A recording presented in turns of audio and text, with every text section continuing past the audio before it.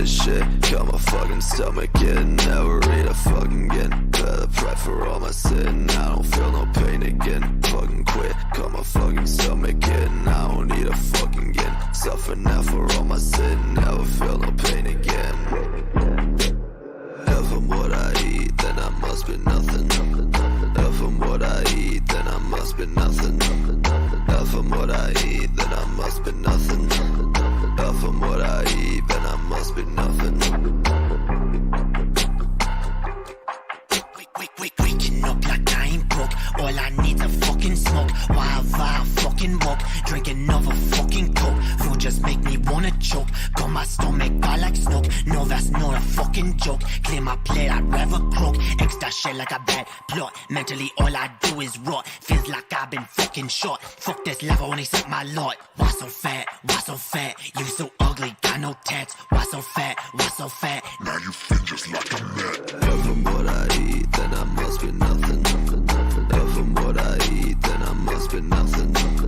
If I'm what I eat, then I must be nothing. If I'm what I eat, then I must be nothing. Feel so nauseous, I can't eat. All I want's to fucking sleep. Caught it out, that's not a leap. I won't, so I'd rather weep. Fuck this shit, I don't know why. Makes me wanna fucking die. All I do is fucking cry. You won't see me eye to eye. I ain't hungry, eat no steak. Want no bake for your cake. Fuck them bitches, they all fake. They just dodge them on a snake. Bile in my throat when I see a fucking note. I don't want fucking choke. All I need's an antidote. When I die, so she wrote.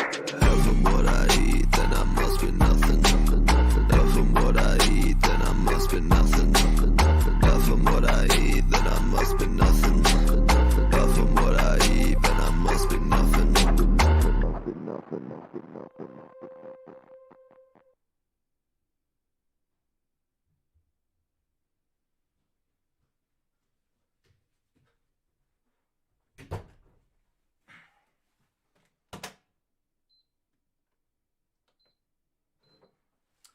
Yo, yo, yo, what up?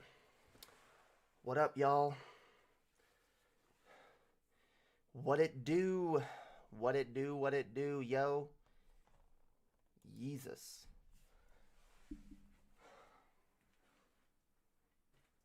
LeBron James up in this shit, yo. Damn right.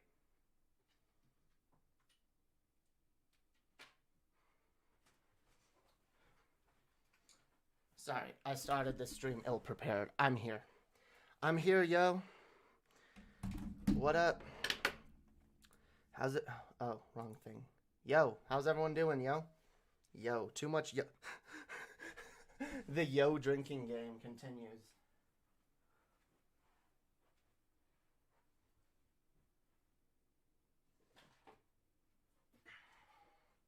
All the yos. All right. Good evening, everyone. Quiet? I know. Wait, how does... Wait. No, I don't want that. You know what? I'm going to keep it down here. All right. I know it's quiet because I'm talking in the background, yo. I'm using this mic's dope-ass sensitivity to my fucking advantage. Because it can hear me, like, from across the room, yo. The fuck is this doing here? Okay. Alright. How's everyone doing tonight? What up, Realize TV? What up, Skeptical Jesus? Your own Skeptical Jesus. Damn right.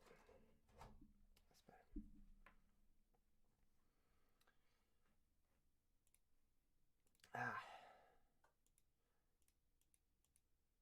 There we go. That's better.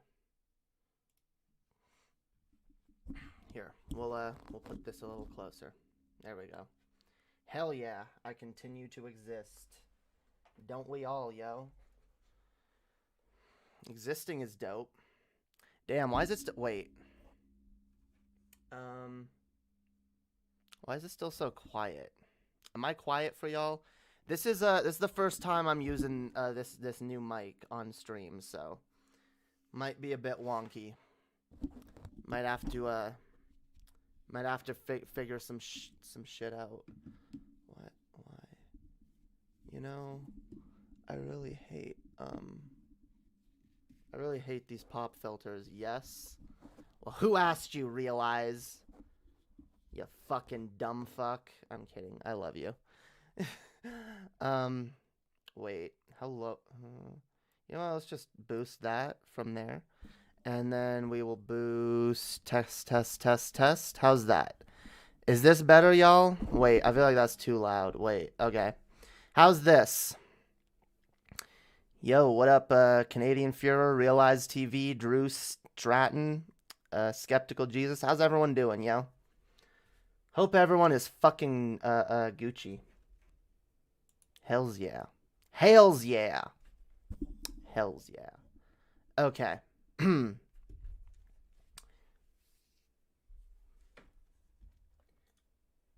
We're here, we're queer, and we're ready to hunt some deer. I don't know. I don't know, yo. Let's, I gotta figure out, you know, I gotta come up with a segment that I can do at the beginning of these streams that, like, requires no one in the chat. Like, maybe I should just start each of these streams with, like, a monologue. I should just monologue about some shit. About how dope I am or some shit. Like, you know, there are some people that aspire to greatness. And others that just have greatness come naturally. And, it can be often difficult to tell the two apart. But I'll tell you one thing. When it comes to greatness, Jae Darké is where it's at, yo. I don't know. Where'd that shit go, yo? Oh. Okay. Greatness. Still high on hopium and justice. Damn right.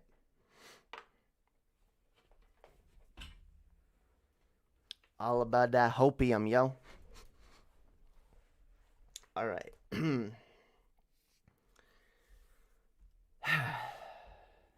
Yeah, dude, justice. No justice, no peace. See, I'm happy about justice too, but I still feel like it's not enough, yo. It's not enough justice. We haven't made it there yet. It's really hard for me to celebrate, you know? It's hard for me to celebrate when there's, like, still black people dying in the streets. Because a bunch of jackbooted racist thugs can't keep their fingers off their goddamn triggers for 5 seconds. Y'all know how it is. Y'all know what's up. This shit ain't done, yo. But I ranted about that for like 2 hours. Today I'd like to, I don't know. I'd like to look at some of the reactions from that. Some of the MALDING right-wingers. There's a lot of them, as usual, you know. They, anytime a good thing happens, the Republicans are up in arms, and anytime a bad thing happens, the Republicans are celebrating. That's usually how it goes, all right? Sorry to be so reductionist with it, but, like, is that really an inaccurate way to describe the situation? Is it? I don't think it is.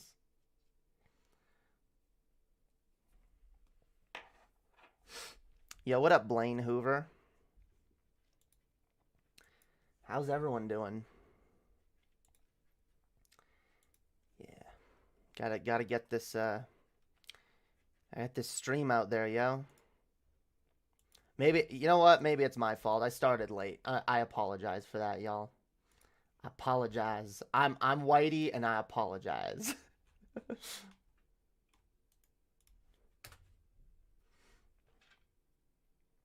I'm Whitey, and I apologize. You know what? I know some people get really triggered at those sorts of jokes, but you know what? As a white person, I feel like there's always at least something to apologize for, you know? You know what I'm saying? Even if it's not on your own behalf, it's just like, On behalf of everybody, like, I'm sorry. I'm sorry, y'all. I'm sorry. I'm sorry y'all have to go through this, you know? I'm sorry y'all have to deal with this fucking bullshit day in and day out, and it never gets any fucking better. I'm sorry, yo. I apologize for the fact that y'all have to deal with this dumb shit, yo. Makes me sad. I'm good. Been binging Evangelion. Is that the anime? I've never seen that. I've heard it talked about a lot. I've never watched it. Chaos Mel is gross. I don't know who that is. I love when Realize just like randomly references something that no one knows what he's talking about. Yeah, I don't know who Chaos Mel is. You're gonna have to give me the TLDR on that. Too long, didn't read. Sorry, I don't read. I don't read, yo. Except Theory. I've read all Theory. Actually, no, not even Theory. You know what? I'm not even stealing Vosh's bit. You know what? I have read no Theory. You want to know why? Because I don't need it, bitch. I don't. I'm sorry. You know what? I've been talking about socialism before I even knew what socialism was, dude. And not socialism, the term. I have been pushing socialist ideas long before I even knew what the term was, all right? I'm an OG socialist. I didn't need to read Marx to become based, okay? I was already based. I was born based. All right? People talking about, oh, y'all need to read Theory. Read Theory. Read Theory. And I'm just like, bitch. I might as well write Theory at this point, okay? Yeah. I write the Theory. Why would I read it?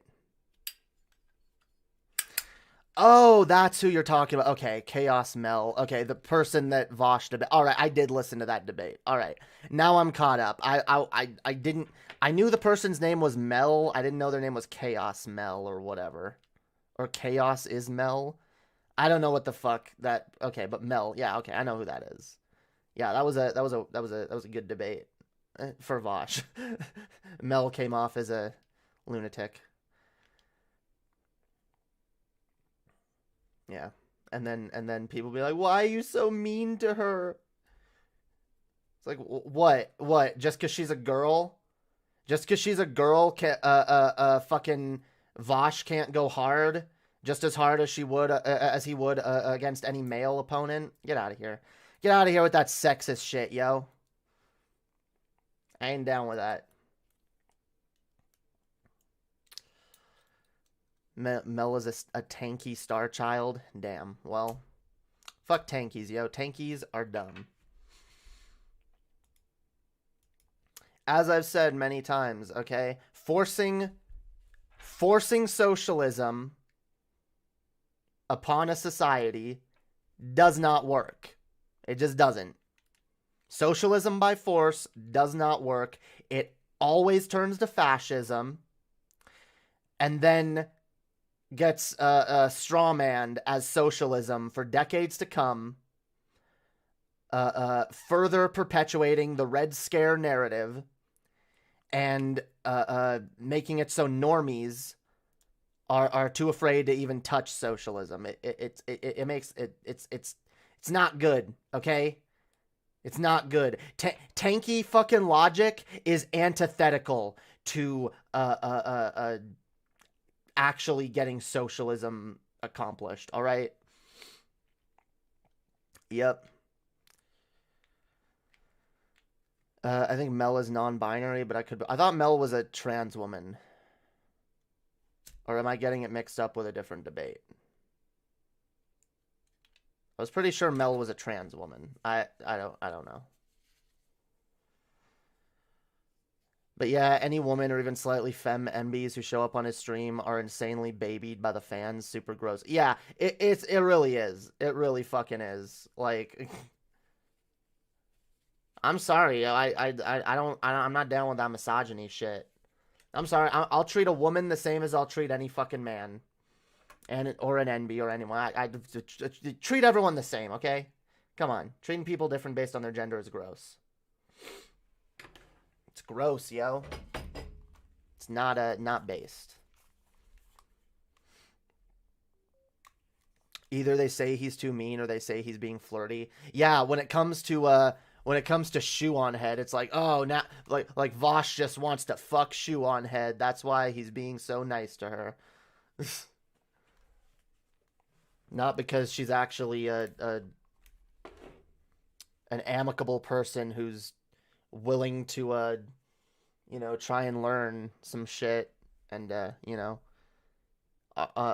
conversations in good faith. No, it's because she's a woman.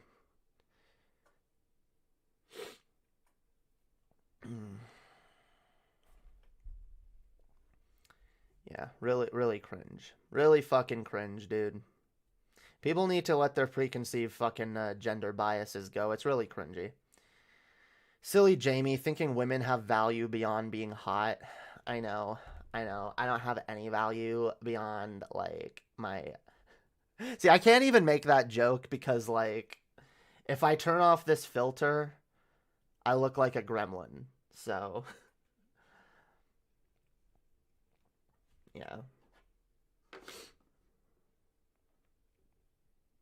I shouldn't say that. I feel... See, I hate insulting my own appearance because I feel like I'm insulting the appearances of other trans people as well. And I don't like perpetuating that shit. So I apologize. I'm beautiful, you're beautiful, we're all beautiful. Beauty is subjective. Get out of here.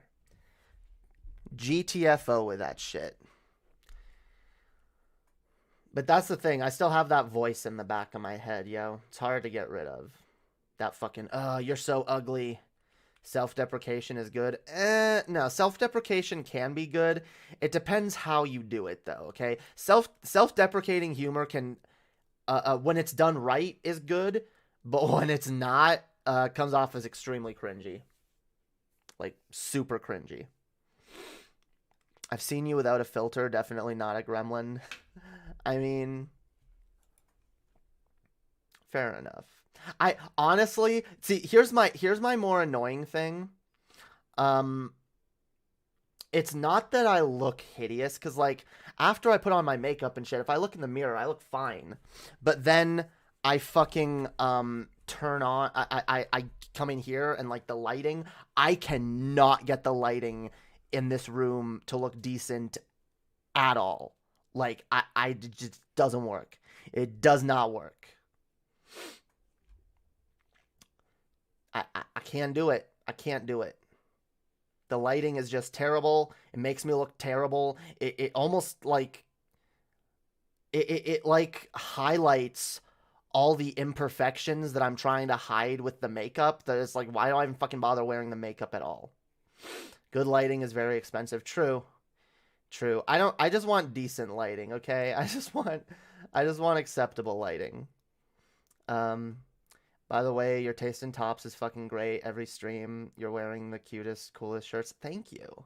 I appreciate it, yo.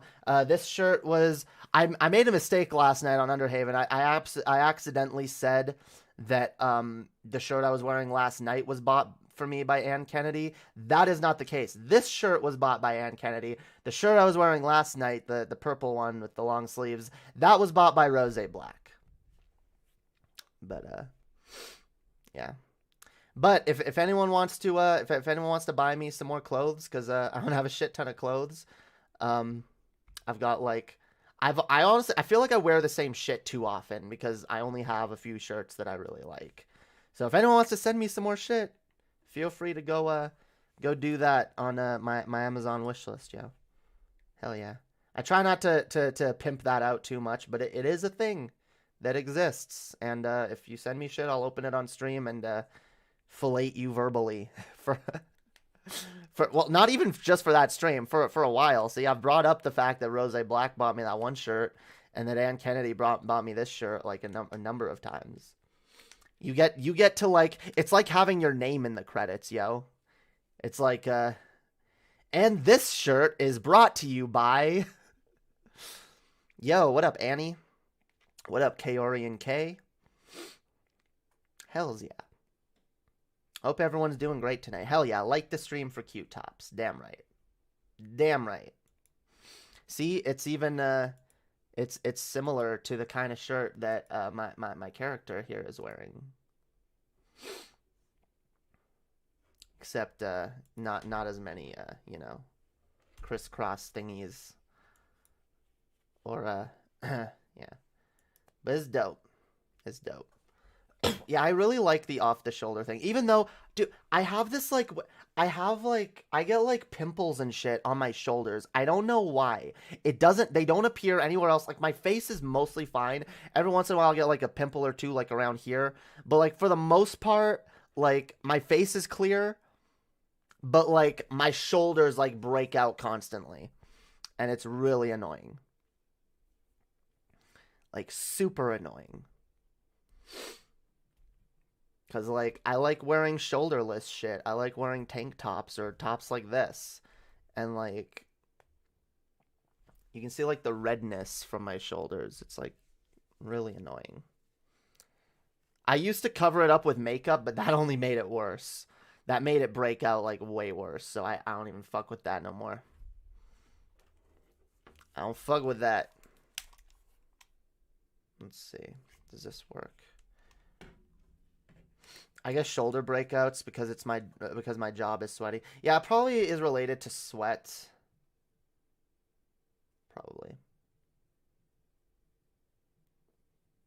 I tend to have like one or two hoodies that I'll put on that I don't tend to wash them as much as all my other clothes because like my hoodies like I'll only wear like over top of other shit and like when I go outside. But I feel like that's not good enough because it like I don't know, maybe that's what it is. I don't know why. I've been trying to rack my brain to figure out why the fuck is it just my shoulders breaking out. I don't get it. Maybe yeah, like I'll wear like one of my hoodies and I'll like get sweaty in my hoodie and then like because I don't wash them as much. I don't know. Maybe that's it. Maybe you have horrible scare from shingles like I do. Scar. Oh, at least you don't have horrible scars from shingles like I do. Yeah, dude, that sucks. That is not based. Not in the slightest. All right. I'm gonna switch headsets real quick because I forgot to do something before I started this stream. I forgot. I turn on the fucking hot tub, yo, because me and Chess wanna use the hot tub after work. I've been thinking like I kind of want to do a hot tub stream, like stream from the hot tub. Maybe one day.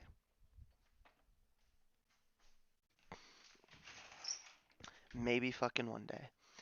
But yeah, like oh wait, I gotta make sure that this stays on.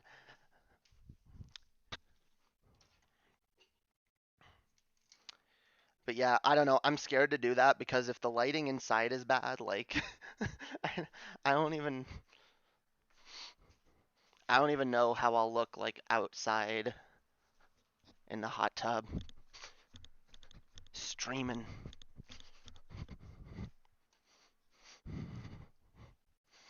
You know what? Maybe if I get like a shit ton of donations, I'll do a hot tub stream.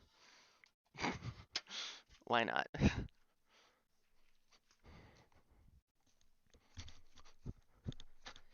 All the donos.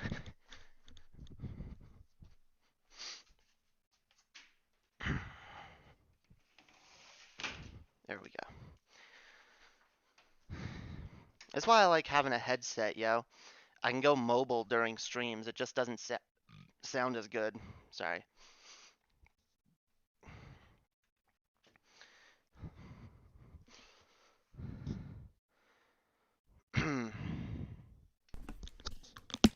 There we go. Yeah, who's down for a hot tub stream? Yeah. Yeah, I have like the cutest swimsuit. Well, I think it's cute.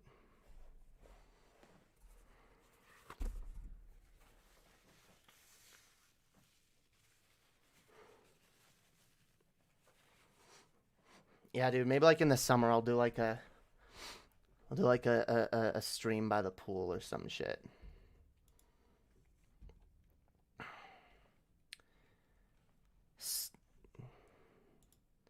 Good old summer stream, yeah. Good old pool stream. But yeah.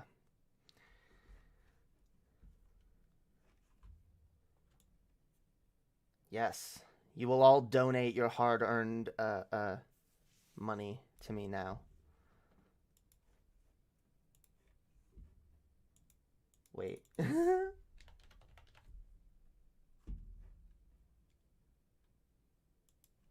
I am no longer asking. Oh, goddamn. See, I hate this filter. It doesn't work. It doesn't work. Look at that. Look at that. It puts my... Like, what is this? Doesn't work, yo. I want... I was hoping the...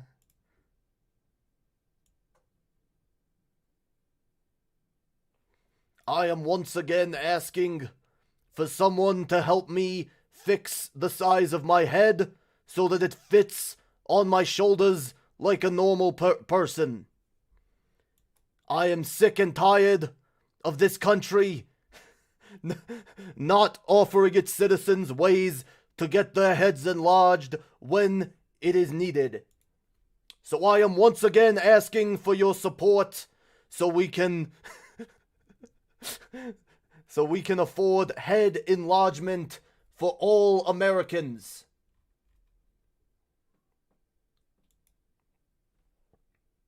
Damn, yo. There's Bernie drawing me, yo. More head equality now. We must. Wait, does this work? Nah.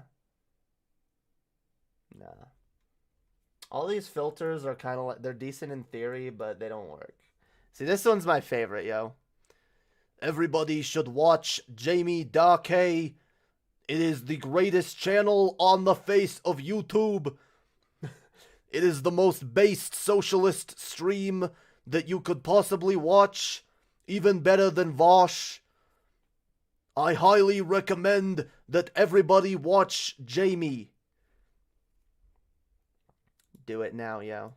Do it now. Alright. Oh shit, even, wait, what? That doesn't...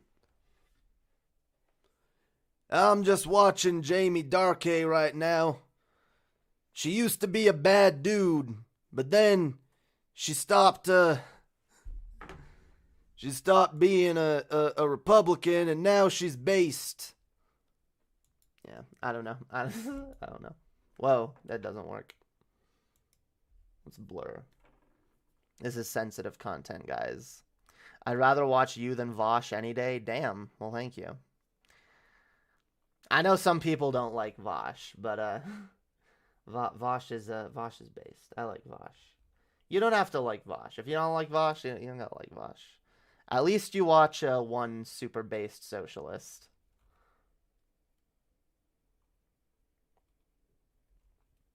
The basest. LMAO, imagine doing an entire stream in someone else's TV. You know what? I'm gonna do it. We're doing it. Yep, this is it. This is it. This is the stream, yo. This is the burn. This is the this is how we do this now.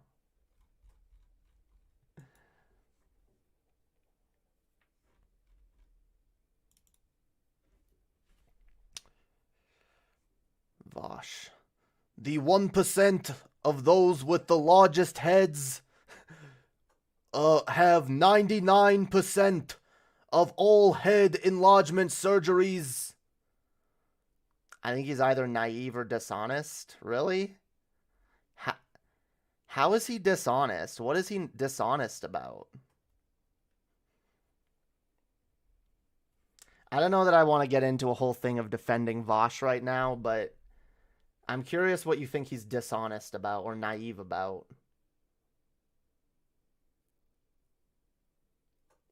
Let me guess. Is it the electoralism thing? Is it the anarcho-Bidenism? Because I was pro-voting for Biden. I've gotten a lot of arguments with people over that. Pushing Dems left is naive. I don't think it is. I think depends on what your expectations are. If you expect to turn the Democratic Party into a party of Bernie Sanders, yeah, that's naive. But if you expect to get little concessions here and there, push left wherever we can, while working on broader class consciousness, educating people on the class struggle, the disparities in our system and how we can come about a better equality in said system, then I don't think that's naive. It's exactly what I advocate for. We got to push people left, all right? We push people left, and people, the voters, push the Democratic Party left. We can't just push the Democratic Party left. We have to be pushing the overall narrative in this country left, all right? That's the goal.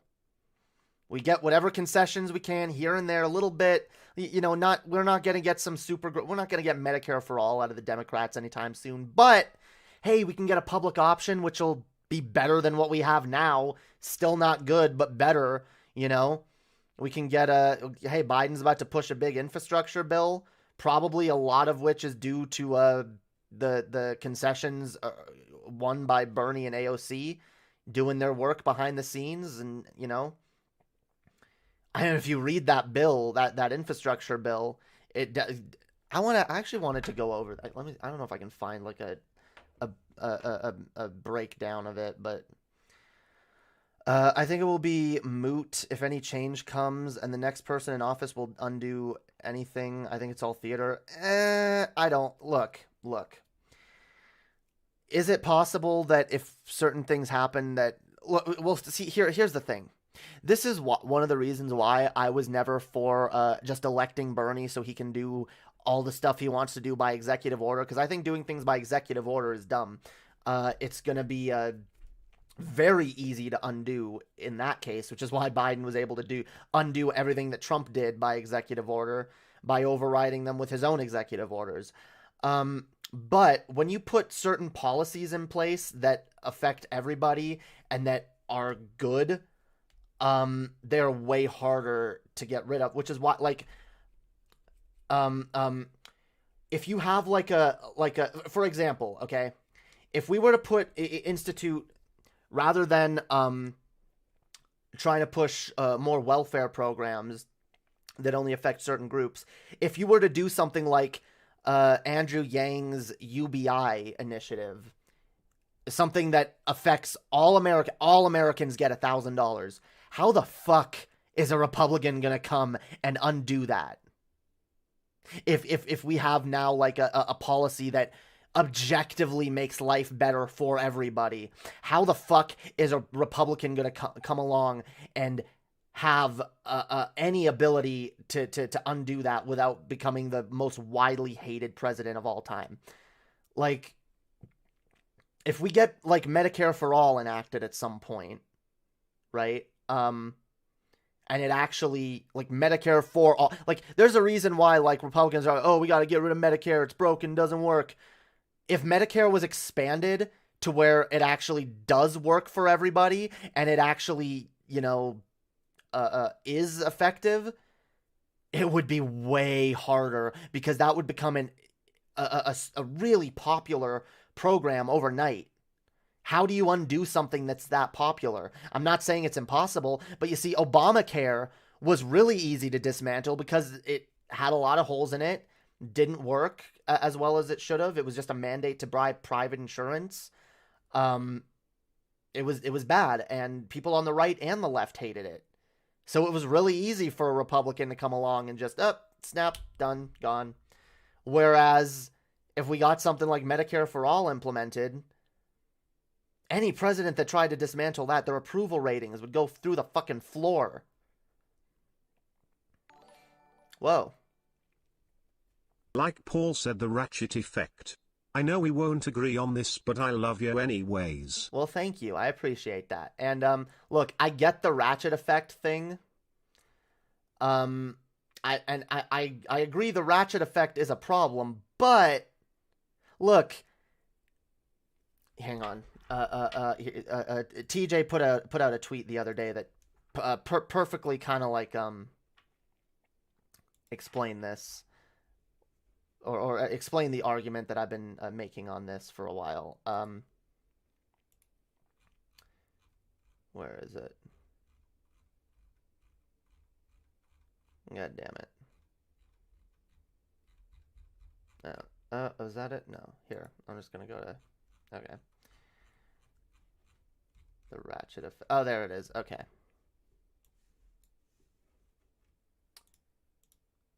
So, the ratchet effect. Okay, and Democrats block movement back to the left. Republicans turn everything to the right. Okay, that's how it works, and that is true. But as TJ says here, if this is accurate, wouldn't we still be better off voting for Democrats to keep from losing more ground? And yeah, because the Democrats are going to keep turning everything to the right. The Republicans, are going to keep turning everything to the right. The Democrats might not turn everything back to the left the way we want it to, but they'll prevent it going further to the right. But I also don't think that this is just an effect of the two-party system. I think this is an effect of the two-party system that we have now. Look, call me optimistic, call me naive, call me whatever you want, but I do think that if we get to a point in this country where it is widely accepted among most Americans that certain leftist policies are what we need in order to move forward, it'll become like, once it becomes like just common fucking sense logic for most people. It's like, yeah, of course Medicare for all. Yeah, of course higher minimum wage. Yeah, of course free college. It'll be a lot easier to rally the people against the Democratic effect, the Democratic Party, and say, look, why aren't they doing this? Why aren't we getting these policies that everyone in America pretty much now agrees we need? Like I've pointed out before, guys, if I know Paul has said, oh, well, if voting really changed anything, they wouldn't let us do it. And my response to that is, if what the American people thought about certain policies and what they wanted didn't matter, then the right wouldn't spend so much time and energy and money devoted to right-wing propaganda, devoted to smearing any socialist idea and making sure that no one takes it seriously, all right? There's a reason why the right puts a lot of time, effort, and money into propaganda. It's because they are afraid of a populace that is on the same page about socialism, okay? And by the way, this shit happens in Canada too. There's a lot of fucking propaganda and misinformation being spread about various things, all right? But I do agree. And by the way, like, if you're going to bring up Canada there, Canada is my argument for why third parties aren't going to be much more effective. Because people go, oh, well, this is why the two-party system is broken. This is why we need to focus on third parties. I usually point to Canada and say, well, we've had third parties in Canada forever now. They almost never win. It's almost always between the conservatives and the liberals. There's almost never any ground made for the NDP party, which I think is far better. But does that mean we should stop trying? No. If I was still in Canada, I'd be saying, guys. In fact, for those of you who are Canadians out there, guys, support the NDPs. The NDP party is infinitely better than either of the two parties. We probably even need to go further left than the NDP party, but yeah, vote NDP. Absolutely. Don't just vote for them. Campaign for them. Canvass for them. Get the NDPs fucking elected, and Canada will go in a better direction. Probably not, again, everything we need, but I really liked Jagmeet Singh, the Canadian, the leader of the NDP party. He was like the Canadian Bernie Sanders. He was dope. I don't agree with Paul on that one. If voting didn't mean anything, it wouldn't allow it. Voting gives people the illusion of choice in a modern Western society, especially in the U.S. Wait. You don't agree with Paul on that, but then you also are saying that it gives people the illusion of choice? That sounds exactly like Paul's argument. What?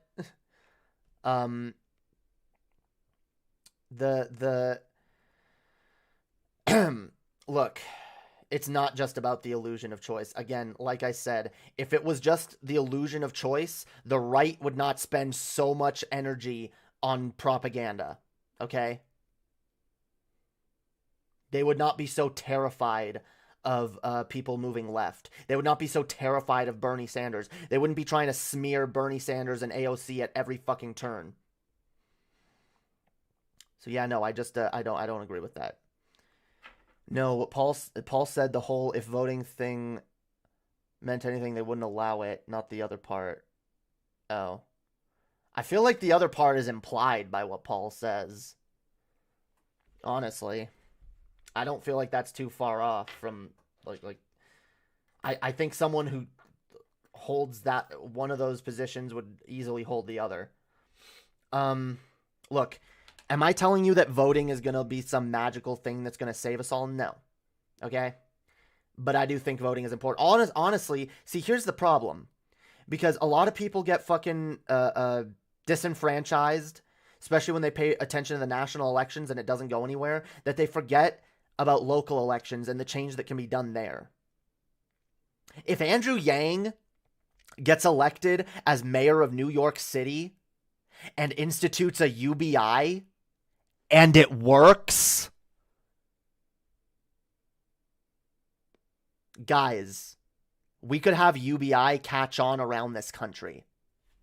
Which I do agree UBI is just a stopgap. It's a band-aid on the broken capitalist system, but it could still help a lot of fucking Americans right now. So I want a UBI. I want Andrew Yang to get elected mayor so that he can do his UBI and it can spread across this country maybe. But not just that. I want progressives elected in multiple districts all over this country so that they can make progressive changes when and where they can, and so that they can add their voices to that of the progressive left, the progressive Democrats that exist out there that are far too few and far between. We need more of them. We need more progressive senators and congresspeople and, like, all of that. We need more progressives in office. It will objectively do good. It might not bring about the wide sweeping change immediately that we want, but if we can do good all over this country in different areas, that effect will add up. The more little changes we make, the more good we're able to do here and there in little areas, the closer we'll be towards our goal. And it'll take us a lot of work to get to our goal, by the way. All right? It will. It's not going to happen overnight. It was never going to happen by just electing one. Not even, you know what, guys? Even if Bernie Sanders got elected, and it sucks because I know that if Bernie Sanders got elected, he wouldn't be able to he would be doing more, definitely, but there would be a lot that he wouldn't be able to do. And people like Jimmy Dore would be sitting here right now being like, See, this is why we shouldn't trust Bernie. I told you guys, Bernie is a red herring. He's establishment. He's a corporate dem. He doesn't actually care about you. He's just lying to get elected. Because it doesn't just happen overnight. It takes a lot of little things in order to get this country where it needs to go.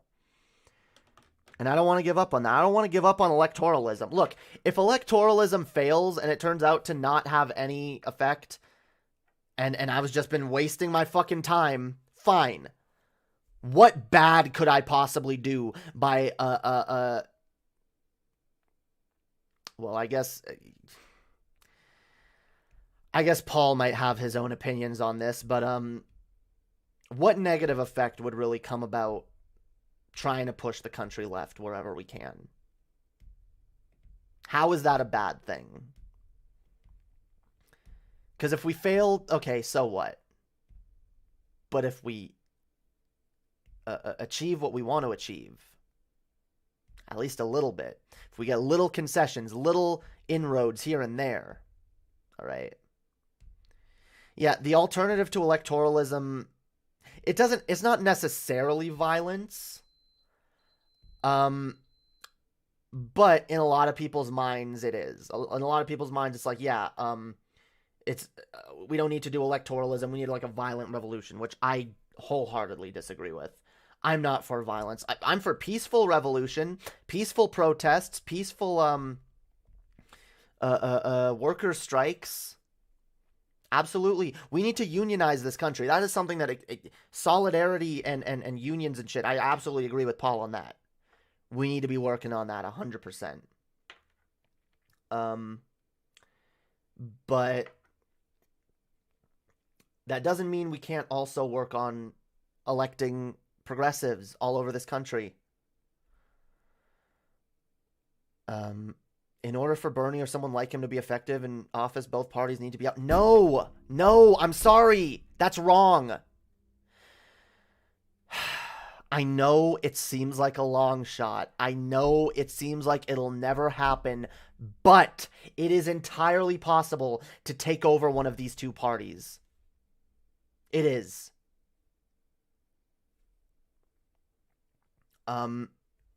We just have to, again, get more people elected, get more progressives elected all over this country, so that when someone like Bernie Sanders is finally elected, there's less pushback from their own party.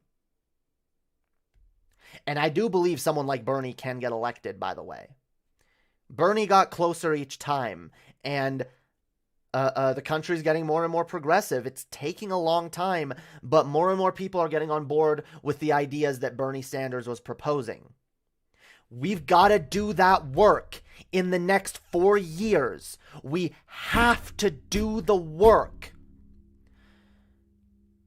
to push Bernie Sanders' policies into the national attention, into the general consciousness of this country. We have to. Because once we've done that, in 4 years, whoever the fucking next Bernie Sanders is that runs for president, we might actually have a shot of getting them elected. And if we have more progressive congressmen and senators, hey, they might not be able to do everything they want to do, but it'll be easier for them to get things done. We also need to work on primarying people like Joe Manchin. We need a multi-pronged attack, guys. Here's what we need to do. All right? Because I know a lot of people, if you say, oh, we need to primary Joe Manchin, they'll say, no. What if the Republican in his district wins? Well, that's why we don't just focus on Joe Manchin. We need to focus on all the districts we can possibly win. Try to flip them blue, okay? And get progressives elected in these districts. But even if they're not the most progressive people, doesn't matter. We got to flip red districts blue. And then we got to focus on the districts of people like Joe Manchin and get him primaried. Get a progressive in that spot. So that even if his district turns red, we still have the Democratic majority next time. And whoever, because there will always be a Joe Manchin in the party, whoever that is, might think twice about voting against progressive policies because they'll know that Joe Manchin got primaried for that exact thing. And if we can primary these people and keep the majority, we can do a lot. Both of these parties serve special interests and corporations. Yeah, I'm not denying that, but if we get more people in the parties that don't, it'll be easier. It's sad that Bernie is one of the few genuine in the House, but let's be honest, both parties have continued unending wars. Oh, no, absolutely.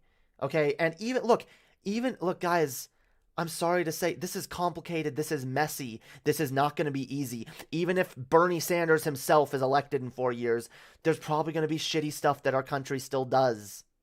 There just will be. There'll always be something fucked up. But, like, that doesn't mean that we shouldn't push for better. We're never going to get perfect, so we should do whatever we can to get as close to better as we possibly can. And that's what I'm advocating for.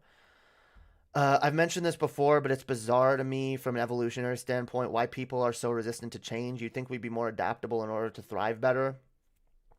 Yeah, it's kind of... That's the thing. We have the capacity for change. We have the ability to change, and we are adaptable, but most people just don't want to adapt. Most people don't want to change. We can, and when we're forced into change, when we're forced to adapt, we usually do. That doesn't change the fact that human beings are generally comfortable where they are, and they don't want to change if they don't have to. That doesn't mean they can't be persuaded.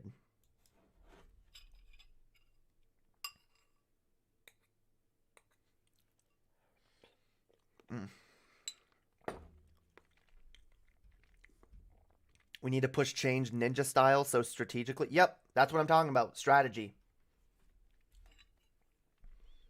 Get progressives elected. Push this country left. Radicalize regular people with progressive ideas.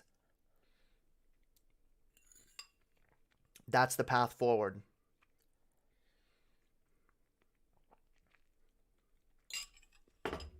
True, skeptical Jesus. Yep.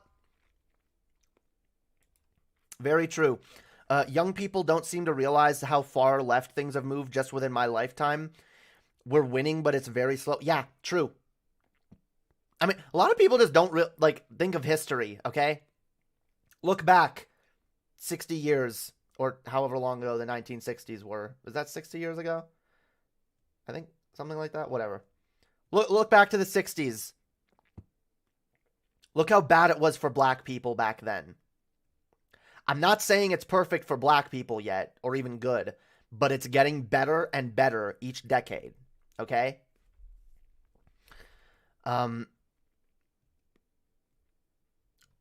Obviously, there's certain things that have been,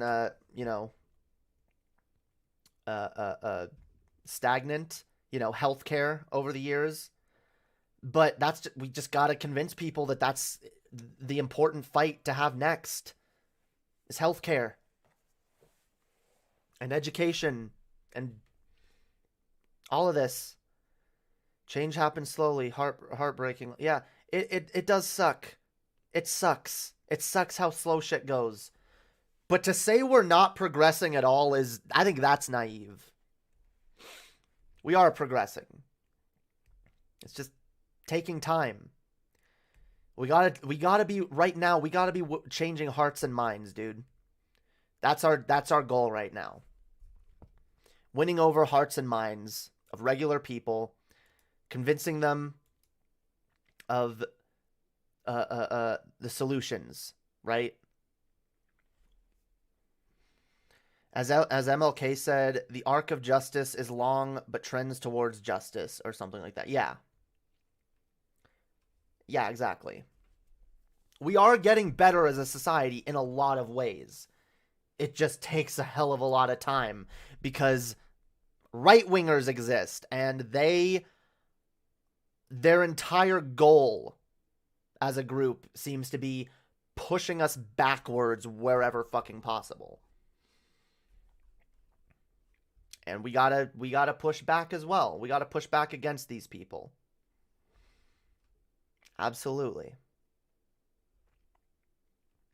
Let us realize the arc of moral justice. No. Let us realize the arc of the moral universe is long, but it bends towards justice. Yes. There you go.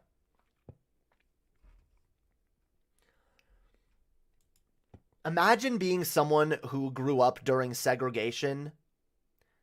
And by the way, these people, these ideas have always existed. They're like, it's never going to change. It's never going to get any better. Both parties are fucked. They don't want to help us. They don't want to make anything better. But what happened? There was a fucking party flip over this, guys. The Democrats used to be pro-slavery, pro-segregation. The Republicans used to be the ones that are anti. This issue literally switched the parties and their entire ideologies. You guys think that can't happen again? Dude, whether we take over the Democratic Party or the Republican Party, I don't care. But we can take over one of them. We just have to put in the work. Or even if we don't fully take one of them over, we can still nudge one of them in the right direction. We just have to make these things that are important. We have to turn them into hot button issues for average Americans, the same way segregation and slavery were. We got to make it so that the fucking proletariat realizes who has a boot on their neck and how to remove said boot.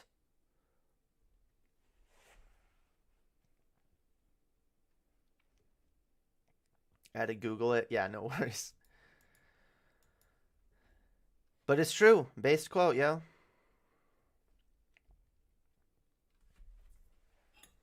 Fucking based. Here, I'm going to finish eating this, and then I'm going to, we're going to get to segment here in a minute. I just, forgot to finish eating before starting this, because I'm a forgetful bitch.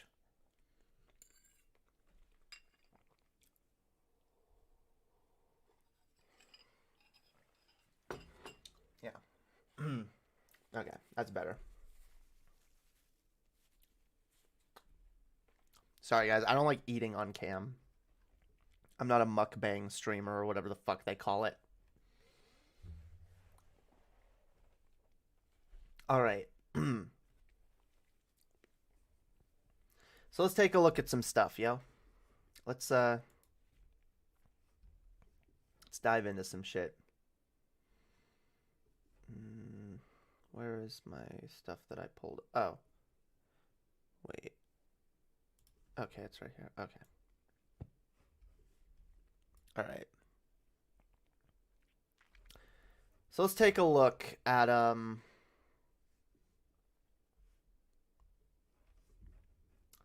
take a look at this.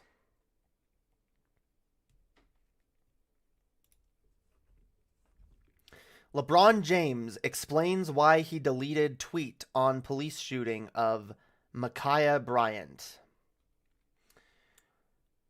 So, Los Angeles Lakers star LeBron James posted and then later deleted a tweet on Wednesday about the fatal police shooting of Ma'Khia Bryant, a 16-year-old black girl in Columbus, Ohio. In a series of tweets, LeBron explained why he deleted the post. And, wait, wait. This doesn't have the actual original tweet in it.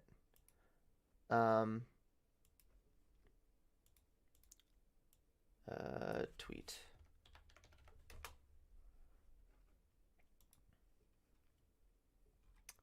So the tweet was, if we can find it, why have all the news outlets like omitted the original tweet?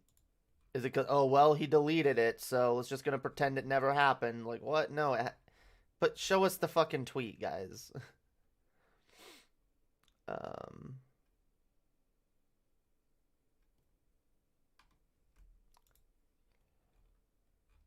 We got it. whatever. The tweet, which I suddenly can't even find a goddamn image of.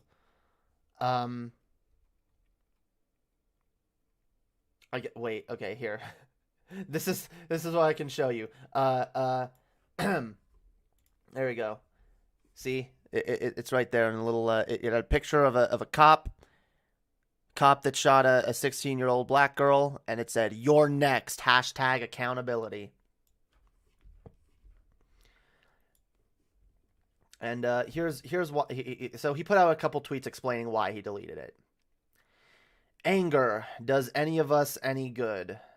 That includes myself. I think it means does not do any of us any good. I don't know. Gathering all the facts and educating does, though. My anger is still here for what happened to that little girl. My sympathy for her family, and may justice prevail. I'm so damn tired of seeing black people killed by police. I took the tweet down because it's being used to create more hate. This isn't about one officer. It's about the entire system. And they always use our words to create more racism. I am so desperate for more accountability. And I agree with his sentiment here. I do. And it's not about just one officer. But that doesn't mean we shouldn't be calling out individual officers who have, done fucked up shit like this, okay? We need to be calling out all the individual officers that get away with this shit. Because that's how we fix the system. Or at least repair it a little bit. I mean, I'm for dismantling the police and rebuilding it. But barring that, especially since I know that's not the most likely thing to happen, I want to at least see accountability for, the individual officers who fuck up.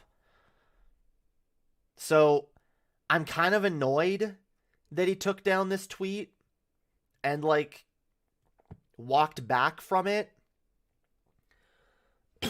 Especially because it says, look, the right got mad that he posted that. They were going to be mad. And him deleting it didn't change anything. They're still mad. They're still losing their shit.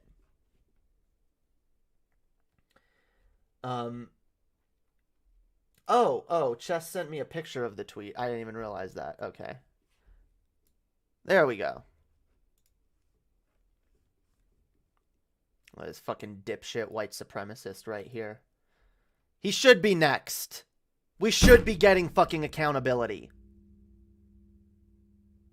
I want accountability for, if I were him, rather than deleting that tweet, I would have followed it up with several more tweets of several more fucking officers. I would have pulled up the officers that killed, I don't know, any other number of people and be like, you too. You're next as well. So are you. We need to be calling these people out. All of them. All right? All of them. This is making me think about how Lil Nas acted when he was going to apologize and then trolled the right-wingers. Yeah, see, I wish LeBron had done that. I wish he did. Instead, it just deleted the tweet and said, people are taking it out of context and it's just perpetuating more hate, and I still agree he needs accountability, but I want the system to change. Well, how is the system going to change if we don't hold individuals accountable? Explain to me that. We need to hold individuals accountable. That's the only way to move forward. Yo, what up, J Nova? Welcome. Hells yeah. We need to be holding them accountable. Oh, yes, absolutely. And as we're going to see here, doesn't really make a difference that he deleted it because, again, right's still mad. Here, let's go away. Let's take a look at this video by the Quivering after we get past the ad. God damn it. Here, I'm just going to do this. Oh, there we go. All right, let's take a look at this.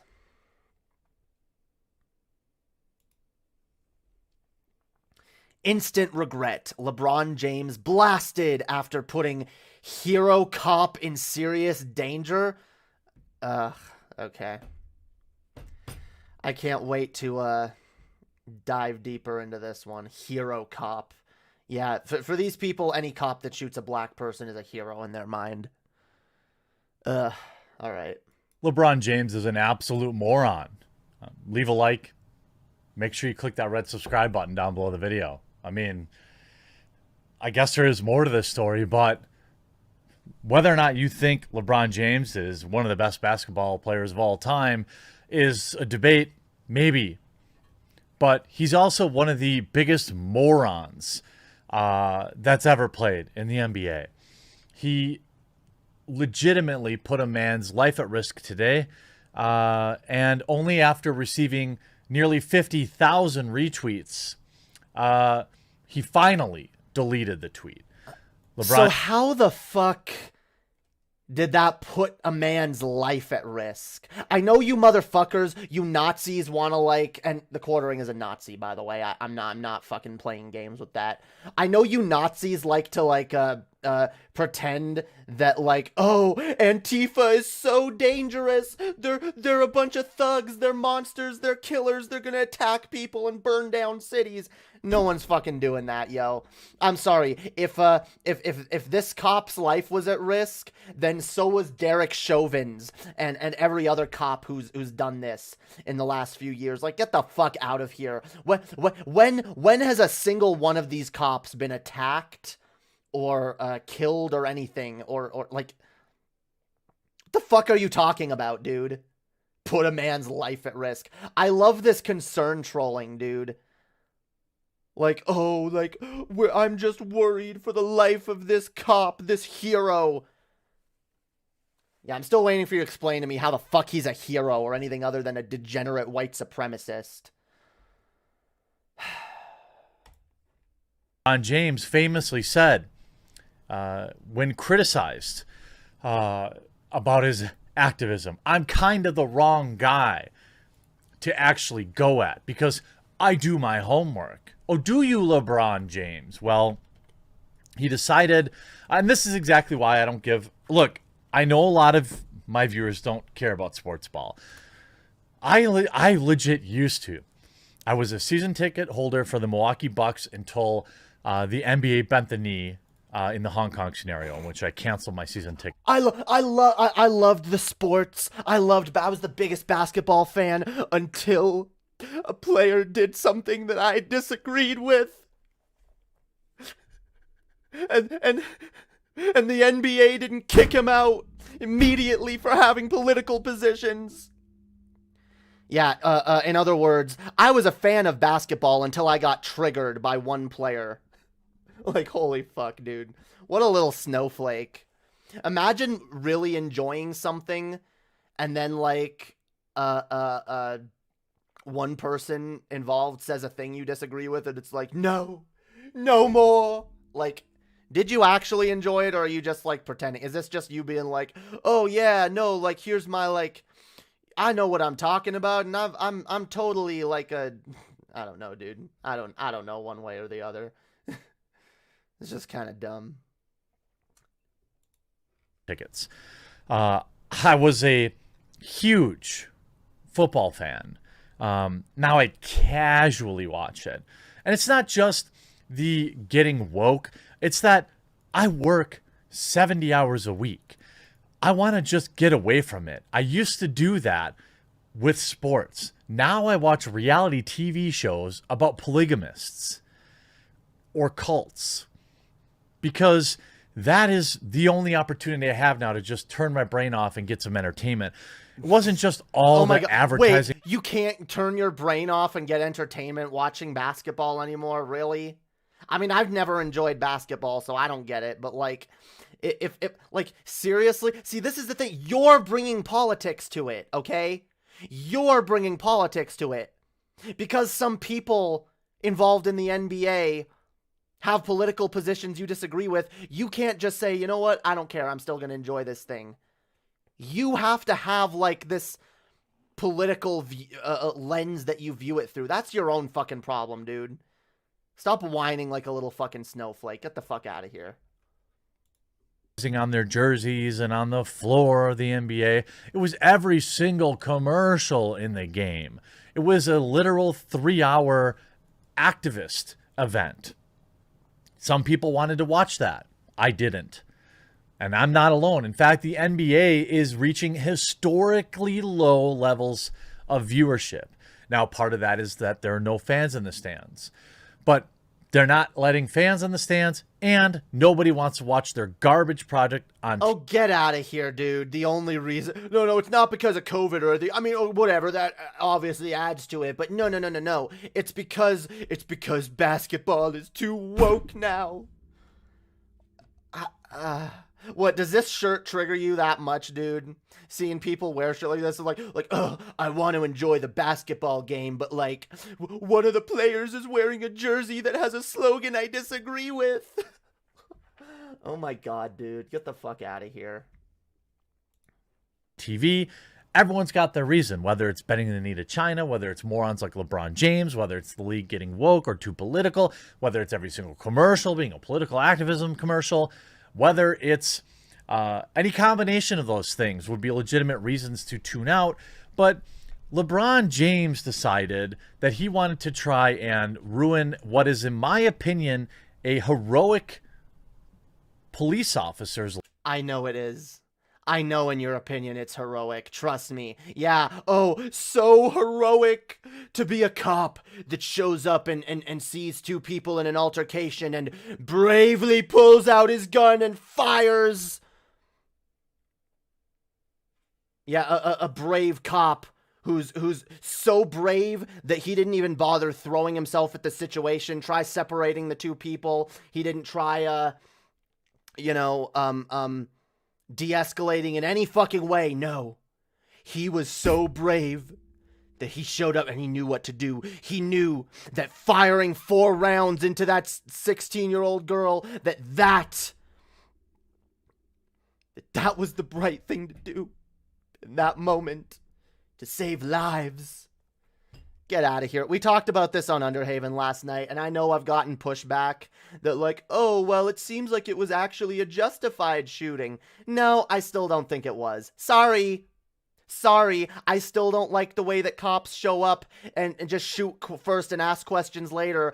Zero attempt to de-escalate a situation, just firing shots into a crowd of black people because that they're just disposable. They're just disposable to you.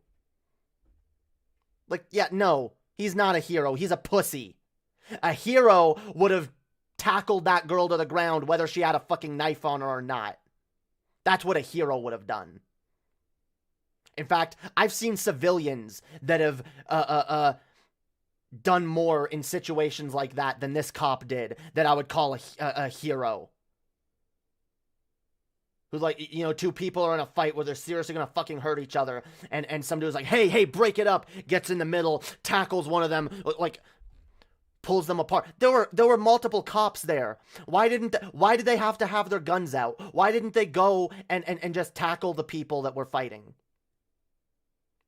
Why didn't they fire a warning shot? I know Tav explained to us all last night on Underhaven why they don't fire warning shots, which is even more pathetic because, oh, well, you don't know where the bullet's going to land and they don't want to get sued for that. But I'm sorry, I'd rather worry about a fucking lawsuit of a stray bullet going somewhere you didn't intend rather than intentionally firing multiple shots into a living human being when the cops could have, like, de-escalated that situation a million other ways. Like, I'm sorry. No, fuck you.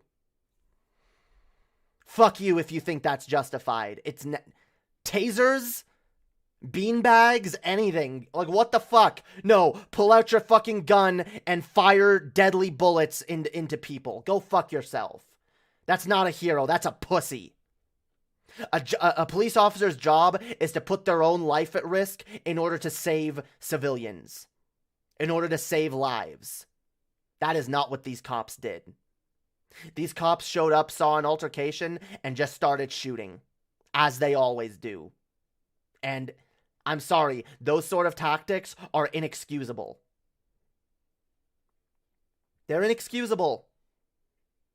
I don't believe in shoot first, ask questions later. Sorry, that's not what our police should be built on. By the way, this Annie made a good point. This never would have happened in the UK. This never would have. They don't carry guns there. Most cops don't carry guns there, and they're trained to de-escalate these situations without shooting. So no, I'm sorry. If you think the only fucking reaction in that moment was to fire lethal shots, you're fucking kidding yourself. Your narrow-minded, American-centric worldview is a short-sighted at best, okay? There's a million other things you can do. Life. Now, everything that happened yesterday. You want to see the footage again, dude? I'll show you the footage again. All right, let's look at it. Let me find it.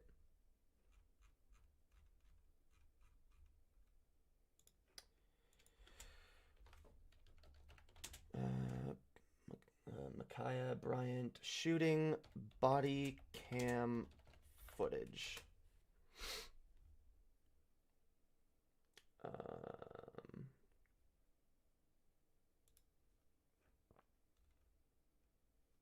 Nerds.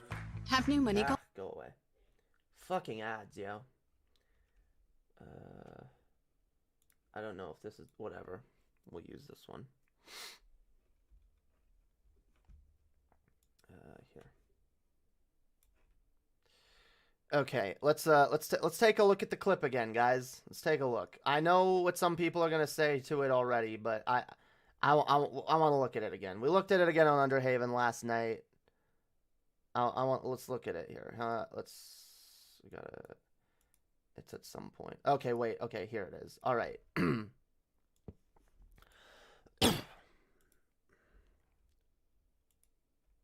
The police.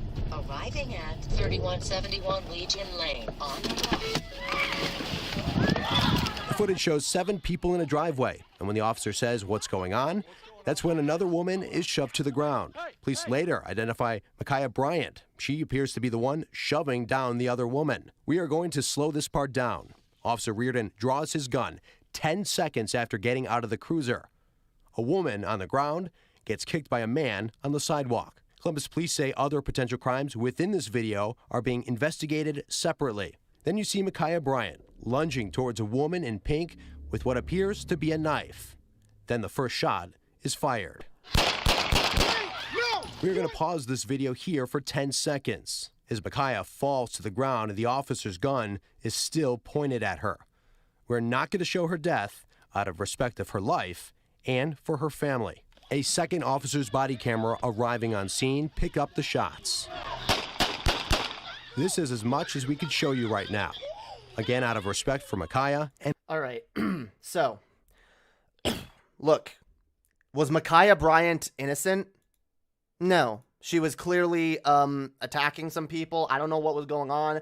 Maybe these people were all drunk. Maybe they were all on drugs. I don't know. I don't care.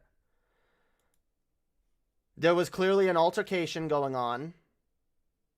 And this cop, rather than using some of his de-escalation yeah, as if they get de-escalation training anymore.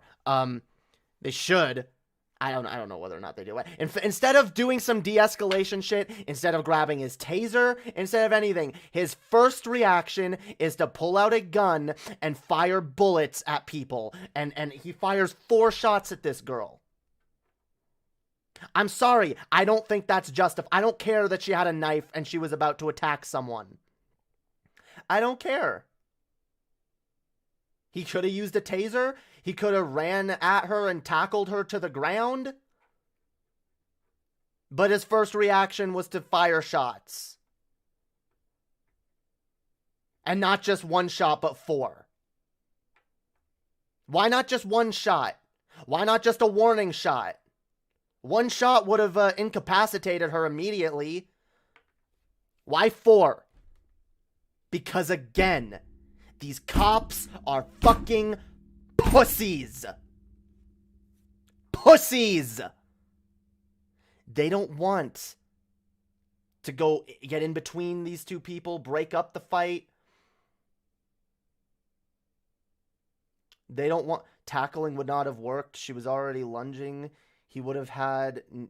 he wouldn't have had nearly enough time. Again, fire a warning shot. Fire a shot into that fucking... that tire over there or whatever. And be like, everyone on the ground! Where was that?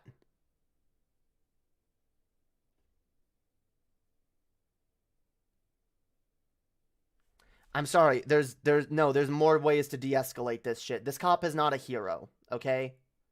Like I said last night, if anything, look, is this maybe slightly more justified than a lot of these other cases? Maybe. I could see the argument for him acting in the heat of the moment. But that doesn't mean he shouldn't be held accountable for his actions and the way he reacted. That doesn't mean he necessarily deserves the same sentence and punishment as Derek Chauvin, but there definitely should be an investigation here into his actions and why he didn't choose to take different actions. Because overall, this is a fucking, once again, indicative of the overall attitude that cops have towards black people. Like,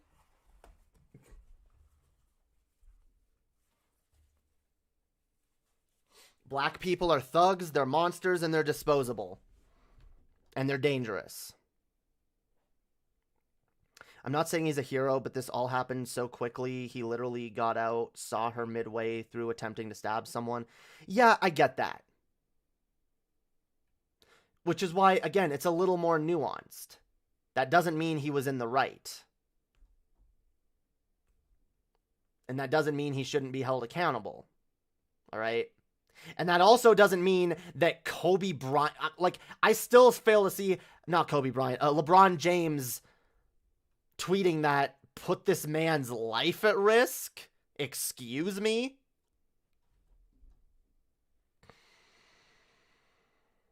This man probably has the entire police force backing him. In fact, we know they do, because every time one of these things happens... Derek Chauvin, by the way, the George Floyd report was originally going to be that, oh, he died of a drug overdose in the back of the police cruiser. The only reason that didn't fly was because there was video of it. But even though the cops knew there was video of it, they still tried to pull that shit. They still tried to make that part of the official report. All I want is some goddamn accountability. All I want is for these cops' actions to be investigated. And it never seems to happen. Cops are used to lying, so they barely even hide it. Yeah. Yeah. Tasing wouldn't be as safe an option for the potential victim. She could have easily still lunged forward and stabbed the other woman. Multiple shots is totally unjustified, but I think one shot was. Sure, and if it was one shot, and then everybody get on the ground, I could have seen, like, okay, he's trying to de-escalate this situation. He saw someone about to be stabbed, and took immediate action, which he thought was necessary, but overall he's trying to de-escalate. The fact that he fired 4 shots, it's a little different.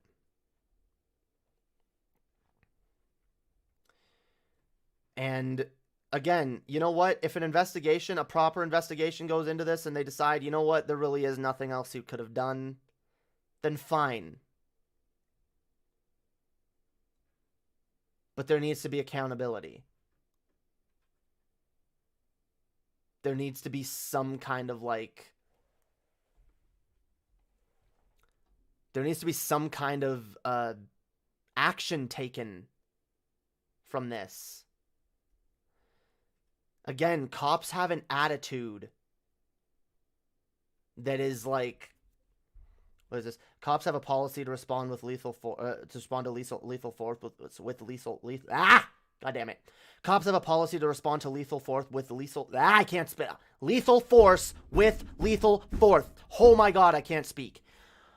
When a cop shoots, they only shoot to kill. That's a pretty fucked up policy. Yeah, this is what I'm saying, okay? I don't care if, okay, fine, he saw lethal force and he responded likewise, but he didn't have to shoot to kill. He didn't. A shot in her leg would have incapacitated her just as easily as 4 shots. And it would have broken up this entire fight. But the fact that she's dead. What? That just ran. It just ran. The video randomly just stopped. It was paused. What? Okay, whatever. I was done with it anyway. Anyway, let's go back to the quivering. The quivering little snowflake bitch. Who, oh, my sports have been ruined by politics. I disagree with Ree. Okay. That's a completely different. No, I hate. Go back. Get up. Fuck you. Get out of here. No. Holy fuck. Okay, we're fine.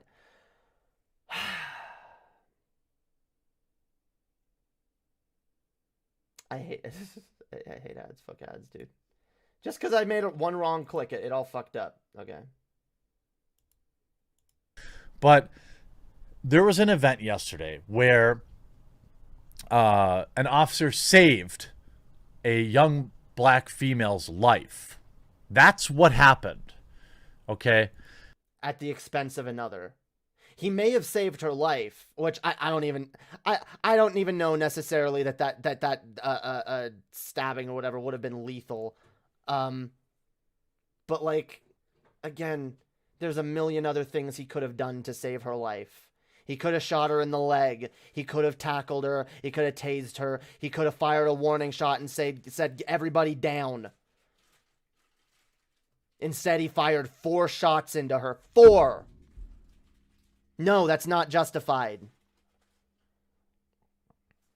And he should be held accountable. He should at least be have it looked into, and if it's determined that, okay, well, there was no other recourse, then fine. But, like, all LeBron was doing was calling for accountability.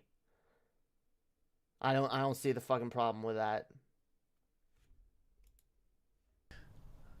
And LeBron James decided to paste his picture on the internet and demand accountability. I don't know what that means. Some might say it's a veiled threat. It's no. You're saying it's a veiled threat. You are making that assumption. All right. No one implied any threat. Okay, fuck you. All he was asking for was accountability. As in, you're the next cop to be investigated and possibly tried and actually held accountable, instead of just like, oh, what? Oh, another person dead? Okay, well, yeah, the cop was probably in the right. It's called being done with that attitude. Accountability, I don't know what that means. A cis white man in America. Yup. Very true, Skep. Hit request. A hit request? It's just vague enough that he could weasel around and say, oh my god. Yeah, you know all about being just vague enough to weasel out of fucking anything definitive and be able to dog whistle and imply threats. Yeah, get out of here. Fucking Nazi. I didn't mean that. I meant a trial. That's not what he meant. He meant to incite. This via Bobby Burbeck. LeBron James is a buffoon. For years, he has used his powers and incomplete information. By the way, even if, look, I'll give you the benefit of the doubt and say, okay, yeah, LeBron put this out without knowing all the information. But with what information he did know, with what information we all knew, we were all pissed. And I know some people have lightened up on this case. I still haven't. I still think, you know what, there was a better way to handle that. There were probably multiple. Again, I don't feel like this would have happened in the UK. You know, they got their own de-escalation methods that seem pretty effective. In fact, the fact that guns aren't legal there, there's a hell of a lot more knife crime in the UK than there is gun crime. And those cops are trained in order to handle knife violence and de-escalate situations. I want to see de-escalation, not running into a situation, guns blazing, shooting first and asking questions later. That's never how it should work. Not once. To tell his worshippers this country is evil. Today, he used that power and platform to spread a... He used his power to tell his worshippers that this country is evil. Get the fuck out of here. Wait, what is this? What is this thing that he's reading from? Wait, Outkick? For years, he has used his power and incomplete information to tell his worshippers the country is evil. What is this right-wing rag that he's using, dude? What is this? Holy fuck. This looks like a fake news site if I ever saw one, dude. Outkick? Okay. A lie and put a police officer's life in danger. Yeah, right-wing propaganda network for sure. LeBron tweeted a full photo of the officer who responded to the scene. And all he was doing was calling for accountability. He didn't call for the officer's head. He didn't even call for him to be put in jail. He just called for accountability. Yeah, I want a culture where I've told y'all, I don't believe in cancel culture. I believe in accountability culture. And there are different levels to accountability. Like, just because this cop isn't necessarily as bad as as Derek Chauvin doesn't mean he didn't make a mistake. I want cops to be held to the highest standard. Not just fuck that. Fuck, I used to say a higher standard. Now I say no. I want cops to be held to the highest standard. I want them to be the best of us. I want them to put their lives at risk in order to protect the people of this country. Mom and not means love. She Oh opened my- our hearts what- to laughter no. and opened her ears. Where the fuck are these ads coming from? Holy sh... What? I don't know where this ad is coming from. I've muted it. Y'all can't hear it anymore, but I can still... Where is this coming from? Get out of here. Where... Holy fuck. Holy fuck. Where is... Go away. Go away. What is with these fucking news sites that just play videos automatically? Holy fuck. Get out of here. No one asked for you, bitch. Okay.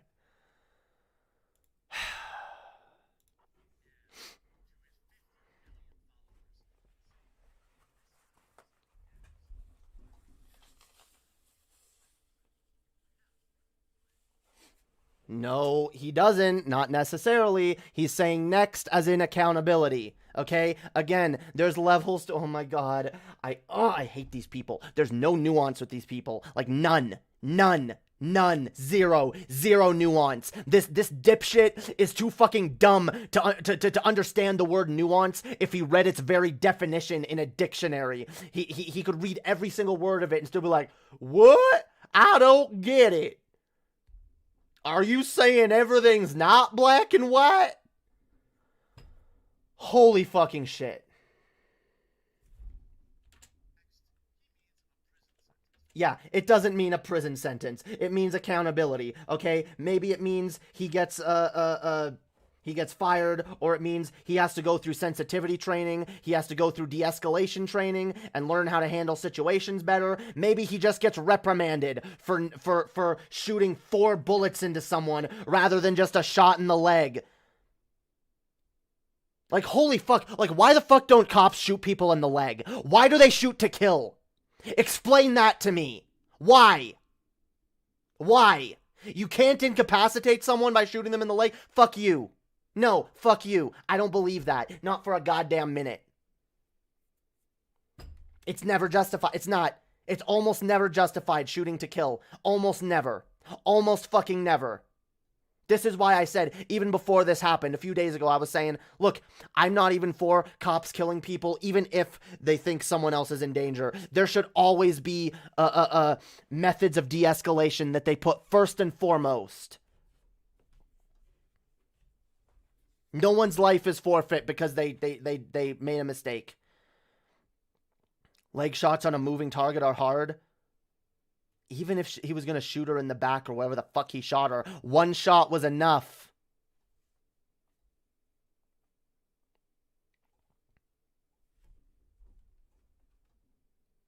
I'm sorry. You're not going to convince me that this is justified. You're just not.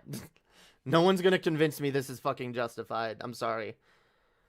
I've watched this tape multiple times. And it just... I'm sorry. Look, it's a fucked up situation. Shouldn't have happened. The cop could have done better. But you know what? Maybe if the cops didn't have an overall attitude towards this kind of behavior and towards just sweeping it under the rug, maybe I'd be a lot more charitable to this dude. And be like, yeah, whatever, he just acted in the heat of the moment. And I'll still maintain maybe he did act in the heat of the moment. But that doesn't mean that he shouldn't, that cops shouldn't be held to a higher standard and taught not to act that way in the heat of the moment. They need to have, like, way better, like, situational awareness and way better, you know, strategic thinking in the moment. Right-wing MSM is just GeoCity. What do you want about? Yeah, legs are really hard to take bullets and ricochet, but still one shot was all that was called for. Yeah. One shot is incapacitating, possibly, you know, a de-escalation of that situation in the heat of the moment. 4 shots is an execution. I'm going to repeat that. 1 shot is justified. 4 shots is an execution. He executed this girl.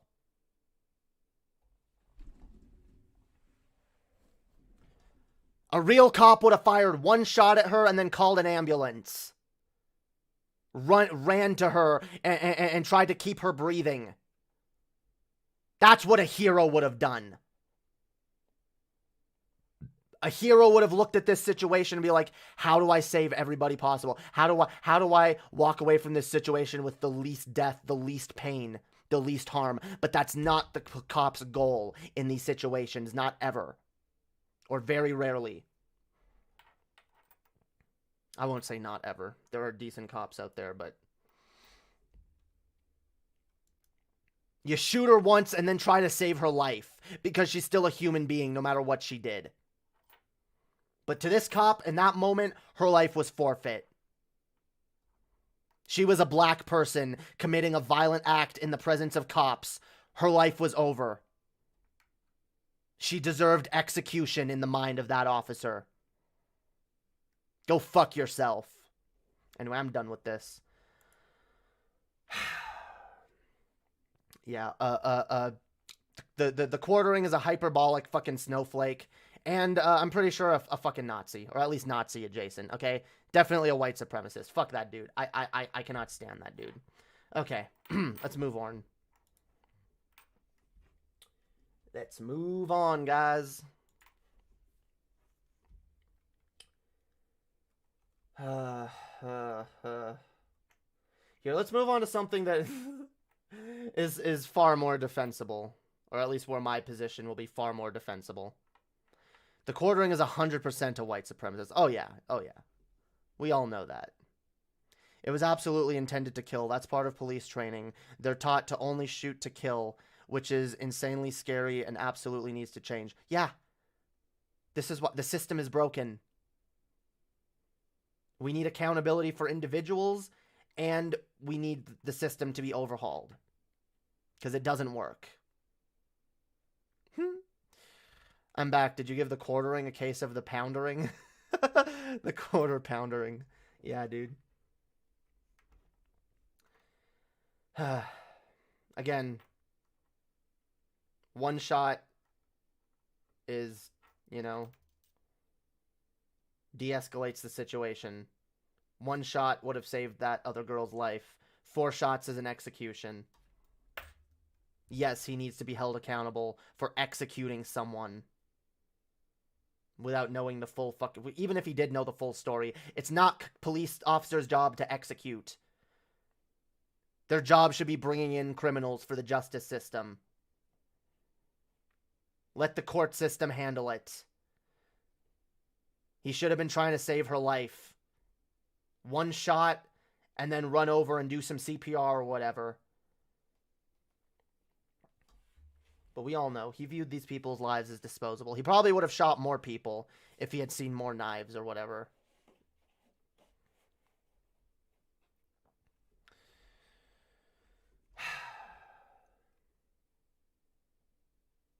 Let's see. Speaking of white supremacists, oh,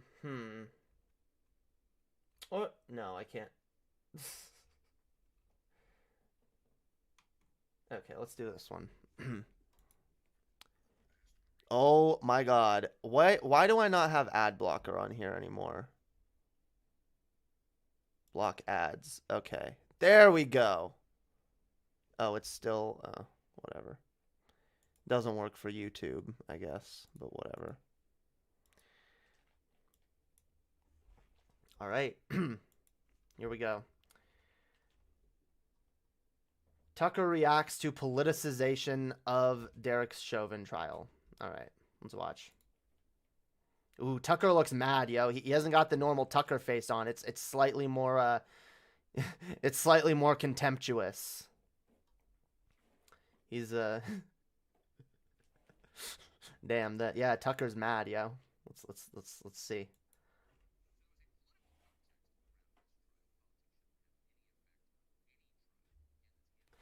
I agree. This actually shouldn't be political. And in any fucking rational country, it wouldn't be. In any rational country, we all would have looked at a video of a cop with his knee on a man's neck for 9 minutes and said, hey, that's murder.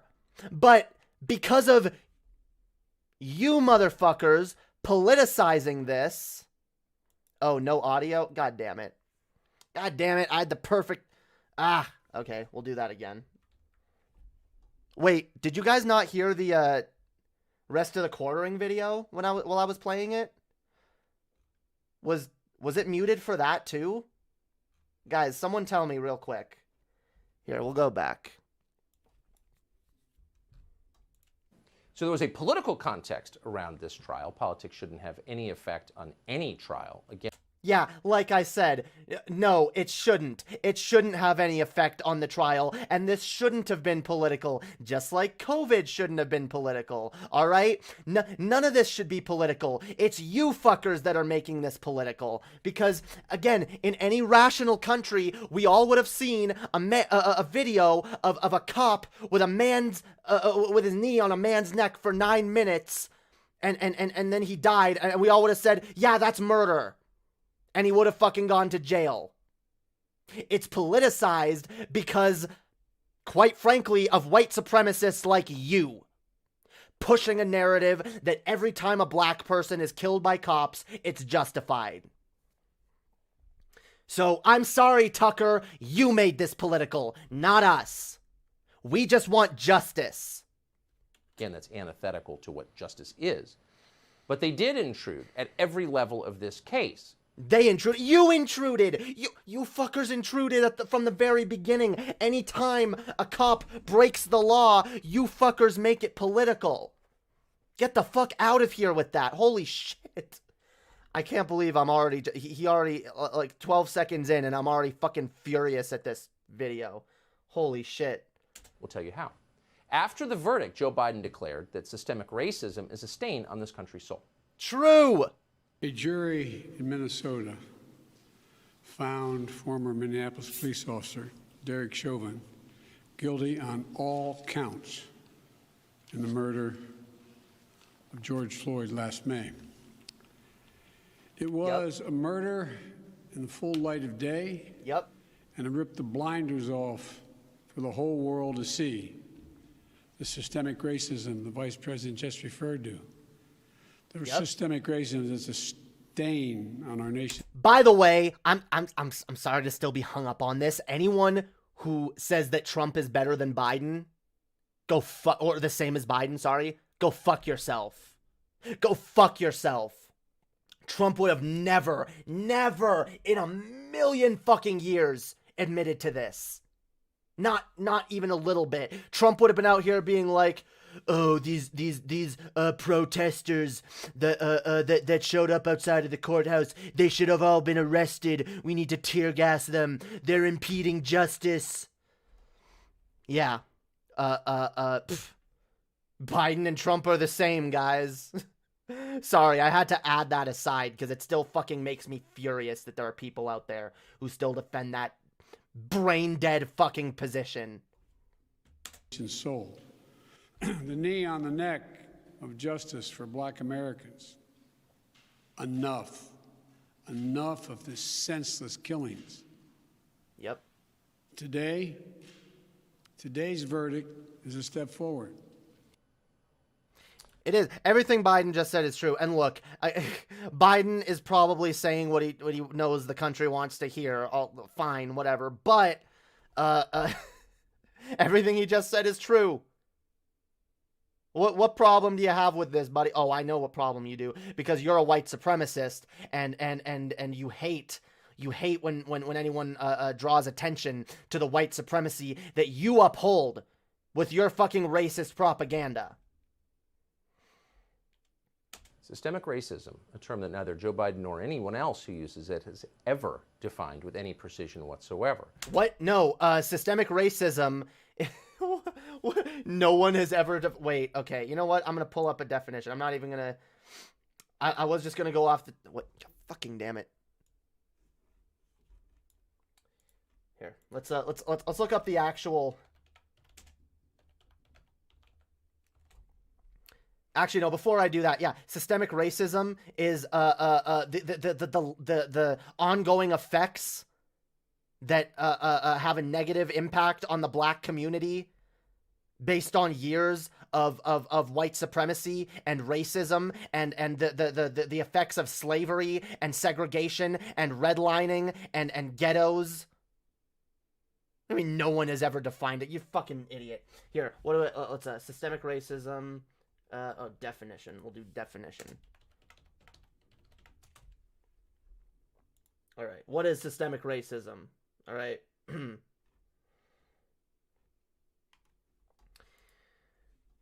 Institutional racism, also known as systemic racism, is a form of racism that is embedded through the laws within society or an organization. It can lead to such issues as discrimination in criminal justice, employment, housing, healthcare, political power, and education, among other issues. Institutional racism can have harmful effects on people, especially on students in school where it is prominent. So that's the Wikipedia definition, okay? Yeah, it makes perfect sense. See, this is the thing. They say things like that.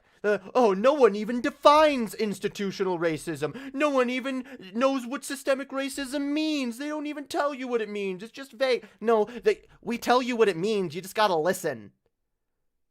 Like, but that's the problem. If all you listen to is Tucker Carlson, you'll buy into that narrative that like, oh, it doesn't even mean anything. They're just making shit up.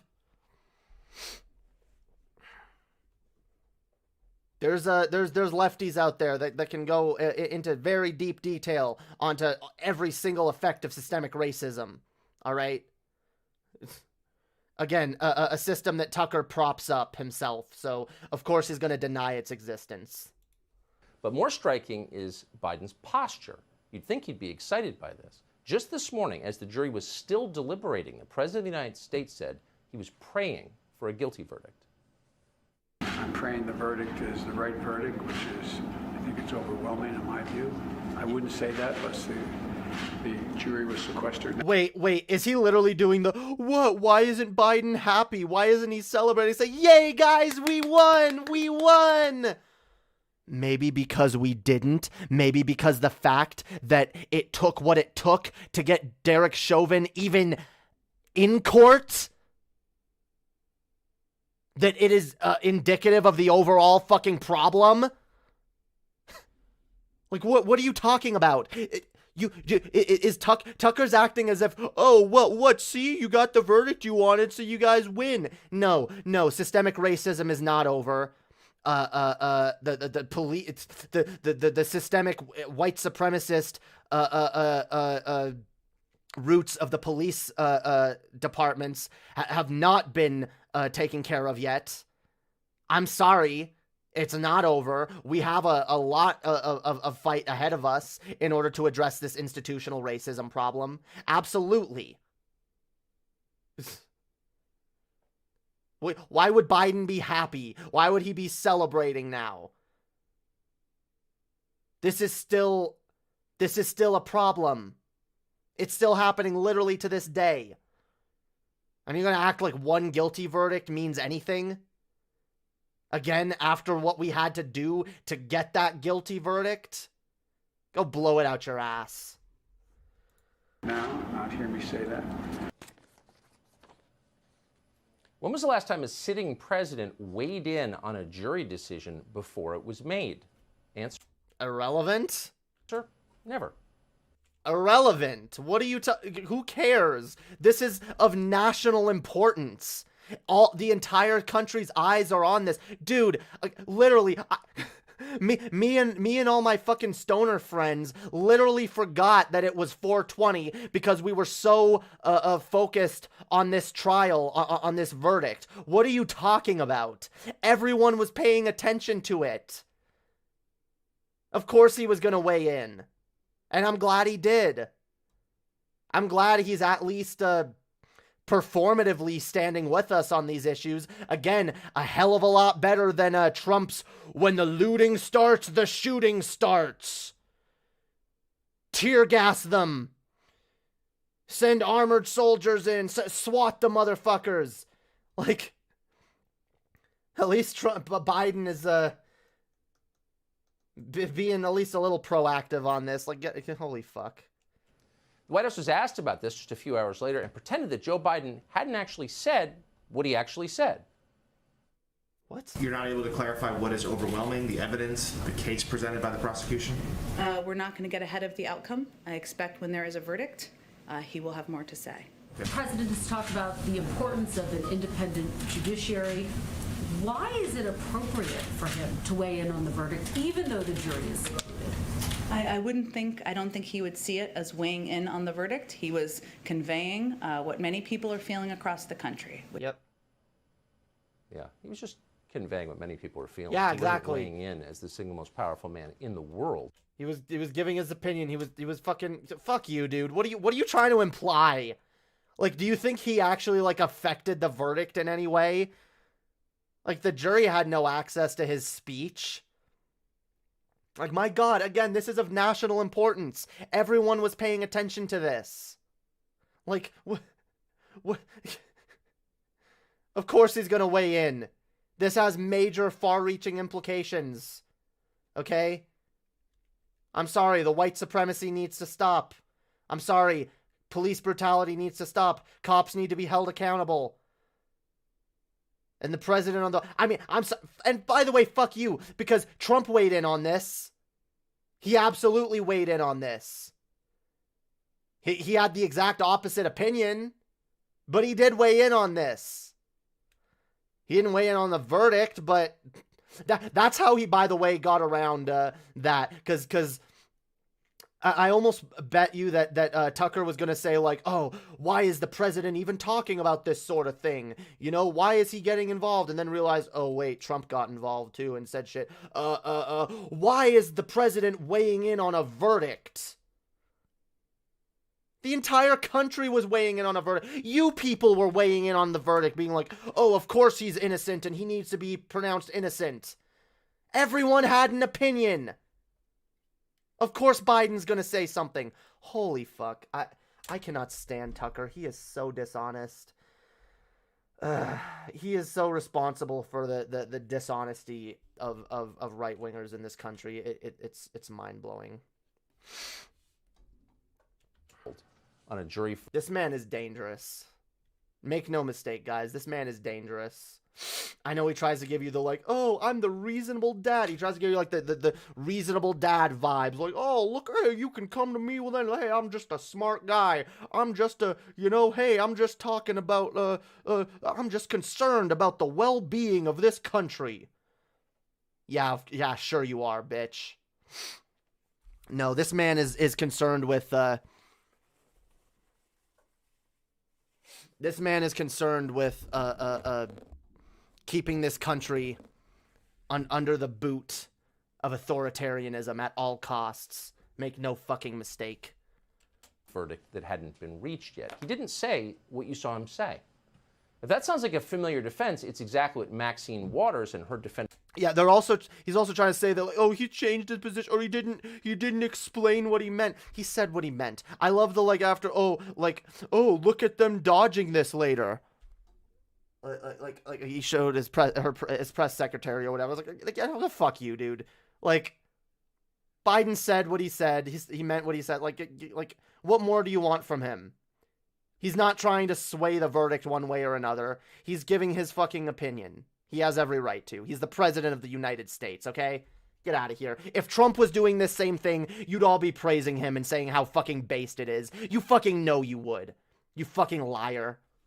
Defenders throughout Washington are using today after Waters threatened the jury with violence if it didn't find a guilty verdict. Who threatened the jury with violence? We've got to not only stay in the street, but we've got to fight for justice.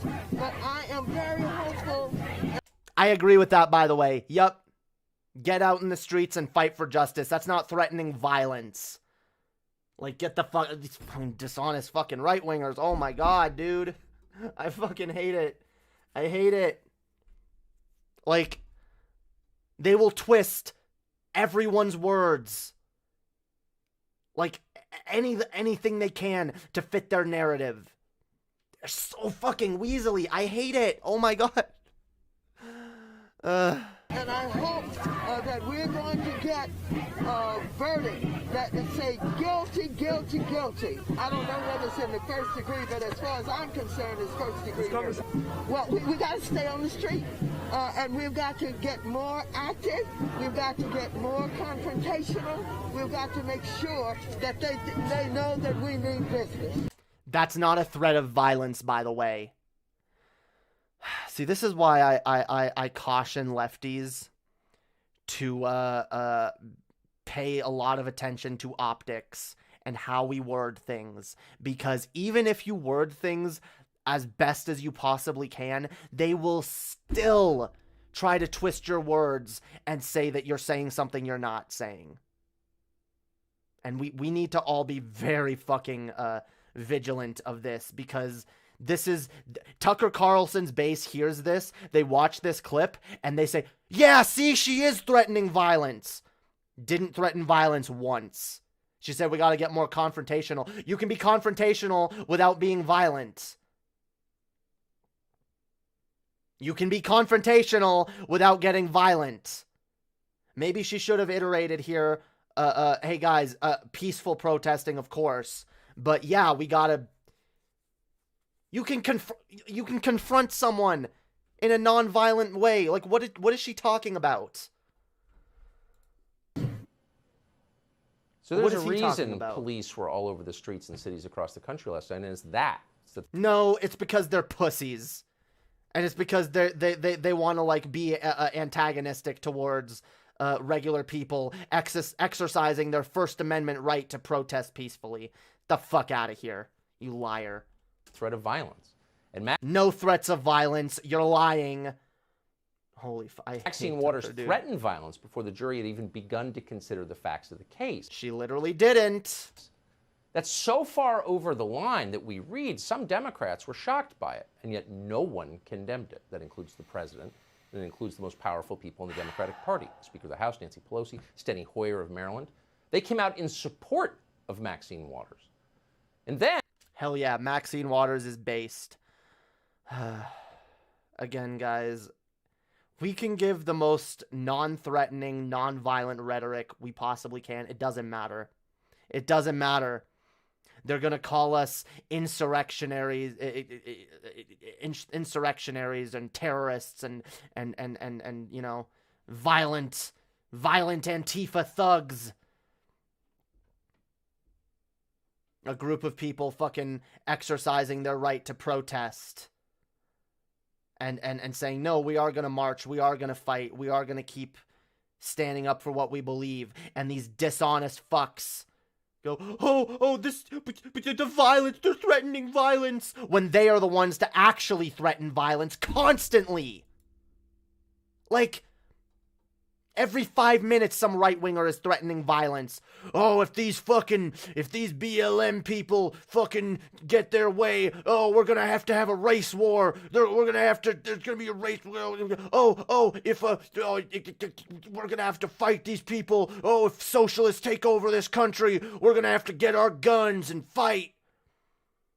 Oh no, we gotta stop the steal. We gotta get our guns and go down to the Capitol building.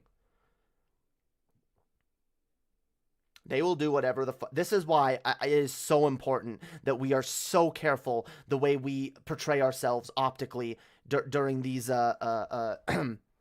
protests.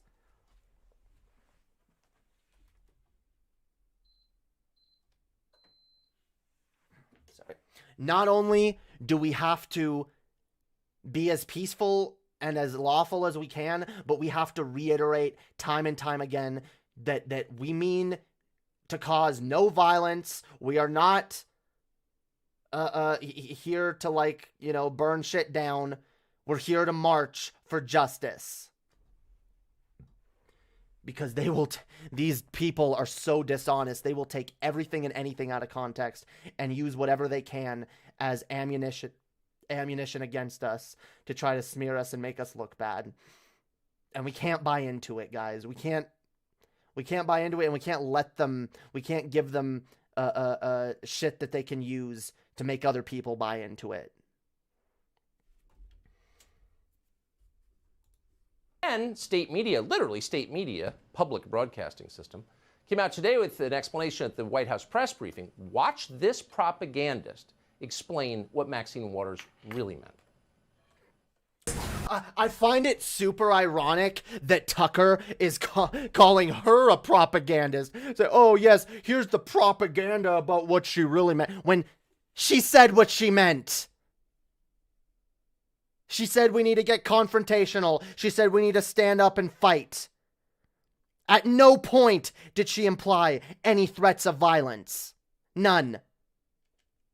Representative Waters, as you said, clarified. She said, my actual words don't matter. I wonder why the White House isn't also coming to the defense of Representative Waters, given the fact that she's now facing an onslaught of attacks, especially by, I would say, Republicans. I wonder why the White House isn't saying, we back what she said. I wonder why she's being attacked by specifically Republicans. I wonder. Said about being confrontational. She was obviously not threatening violence. There are civil rights leaders that are saying that's what civil rights is to be confrontational, to be active. Yeah. Well, she also clarified her own remarks, Amish, and I think that's the most powerful piece to point to. Yeah. Wait, what? What the? I love it. Even the reporter fucking said the clarifying statements, and the one was like, yeah, that is what that meant. What are you trying to read into this? And this smug, shit-eating dipshit over here is, of course, gonna keep twisting this as he twists everything. That lady works for you. She literally works for public television, and there she is ardently flacking for lunatic Maxine Waters at the White House press briefing. What? She didn't even.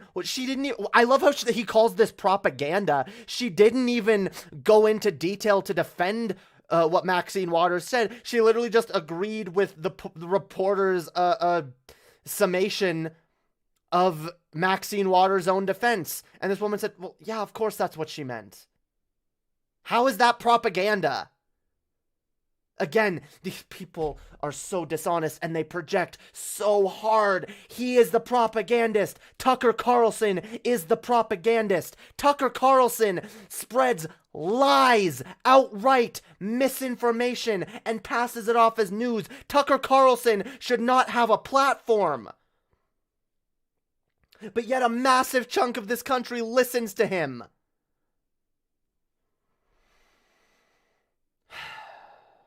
And then he has the fucking nerve to go out there and call other people propagandists. Okay. All right. Yeah, that woman who said like one sentence on the subject. Yeah, she's out there doing propaganda. You're sitting here doing a fucking 5-minute video where you twist everyone's words into meaning exactly what you want it to mean so that you can push a narrative. But they're the ones doing propaganda. You are so full of shit, dude. Holy fuck. Oh, it's all normal. Don't worry. It's always been this way. It hasn't always been this way. And our leaders haven't always talked like they're seized by religious fervor. Here was the Speaker of the House today. What? Our leaders haven't always talked like they were seized with religious fervor? Are you kidding me? Do you not remember the way George Bush... See, the Republicans, they rely on people's short attention spans and short memories. And the fact that most people are too lazy to do their research or look into fucking anything. So they just get away with blatantly fucking lying and offering no fucking supporting evidence for anything they say. It's really quite astounding. Today, thanking George Floyd because he died in order to make the Democratic Party more powerful. For his sacrifice, she said. Watch this.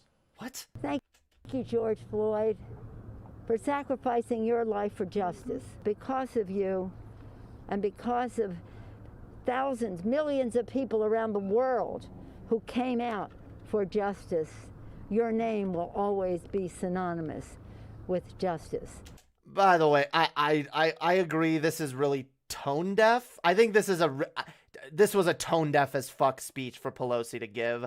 I don't think she worded this well at all. It was not smart, but I get the sentiment of what she's saying. I still kind of disagree because I'm like, well, okay, I'm not going to say, oh, thank you, George Floyd, for helping us get closer to justice. No, what happened to George Floyd shouldn't have fucking happened. And the fact, if it wasn't George Floyd, it was going to happen to someone else. Like, it keeps happening, okay?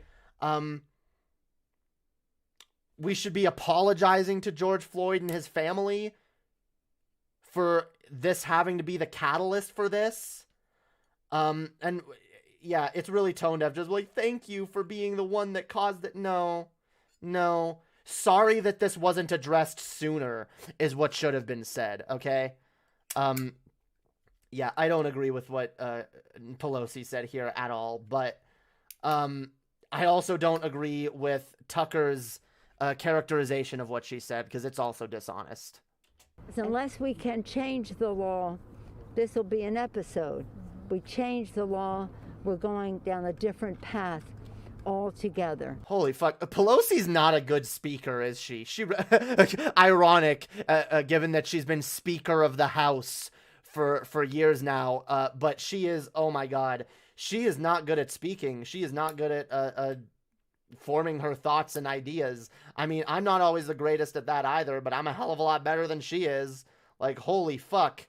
You could have worded this shit way better. Who wrote this speech for you? Did you just do this speech like off the cuff? Like, oh, holy fuck. Yeah, she should have put way more energy and attention into this speech, because this was not good. But again, Tucker's conclusion is also dishonest. So the guy dies on the sidewalk, and here this lady comes out and politicizes it so completely that he becomes sort of Democratic Party saint. Oh my God! Stop, Tucker! You liar! You in fact, you personally politicize this probably more than anyone else in this fucking country. You fucking dishonest, fucking lying, degenerate piece of garbage. Holy, you propagandist. You fucking white supremacist cuck. Holy shit.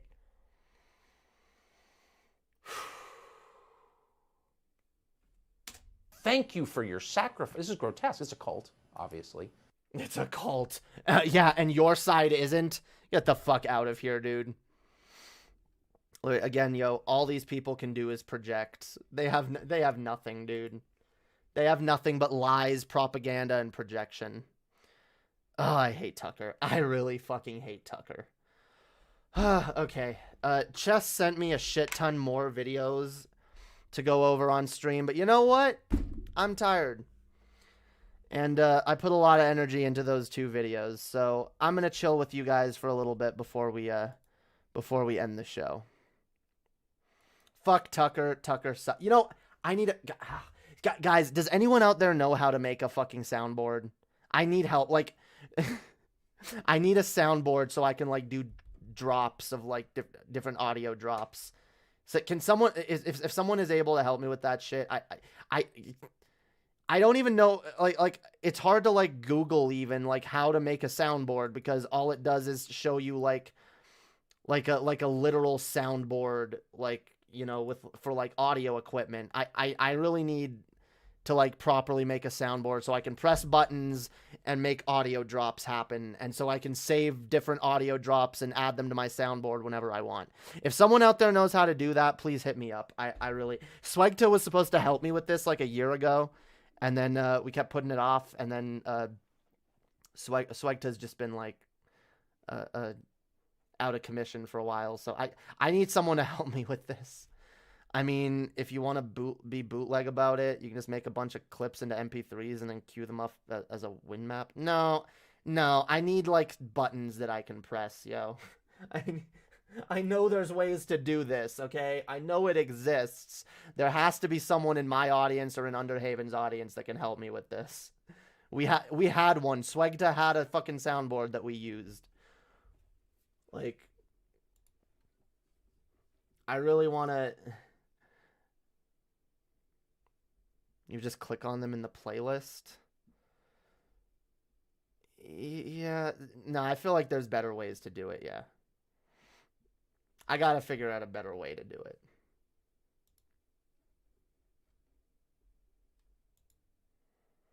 You should try to contact Fart Simpson. Okay. I don't know what I don't know what you're referencing there. Tucker is so dishonest and dangerous. He cares about nothing. He cares nothing about his country. He cares only about his pockets and himself. So out of touch with reality. Yeah. There's probably a make your own soundboard online site. Maybe. Yeah, I gotta look into this more. I keep trying to search it up, but every time I do, I just find like irrelevant shit about how to like make how to build an audio setup or whatever.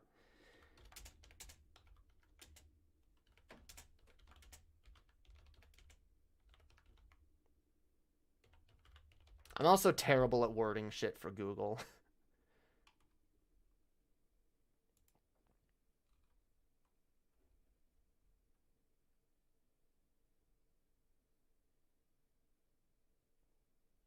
Maybe this? Voice mod? What is this?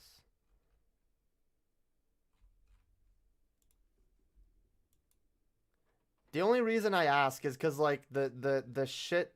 Someone was telling me how to do this before, and it looked super complicated, and I was like, God damn, okay, I'm gonna have to have someone walk me through this. But, I don't know, if I can find something... I gotta get something set up. I really want a soundboard.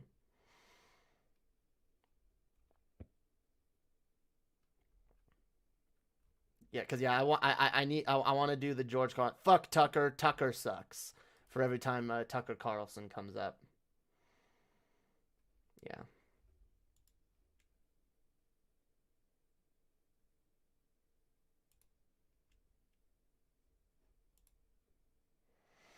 Yeah, Google will give you completely different results based on like one keyword. Yeah, it's really annoying.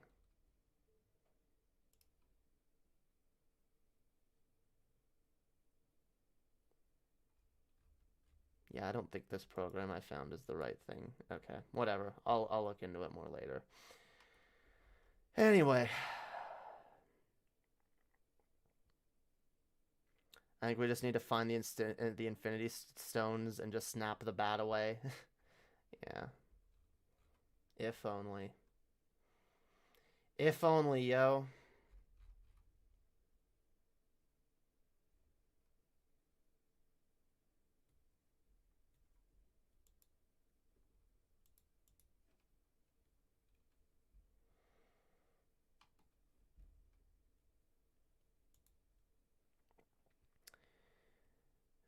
If you want to soundboard, just talk about things... What?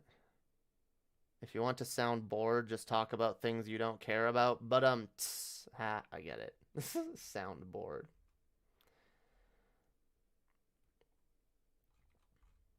Yeah. I'm a boomer, guys. I'm an internet boomer, alright? I know just enough... I know just enough to, like, get this stream working. And, like, do what I do, but, like... anything beyond that is really hard.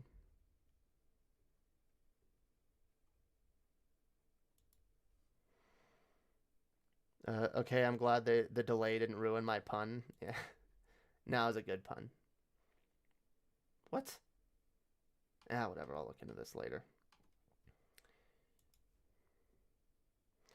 Remember when dad jokes were just for kids? Wait, remember when dad jokes were just jokes for kids? Oh, yeah. Yeah. Nah, dude, dad jokes need to come back. All right. I think this term is software soundboard. Maybe. I do want a physical soundboard one day. Like, so one day I want to up my audio game. I'm not gonna do it anytime soon.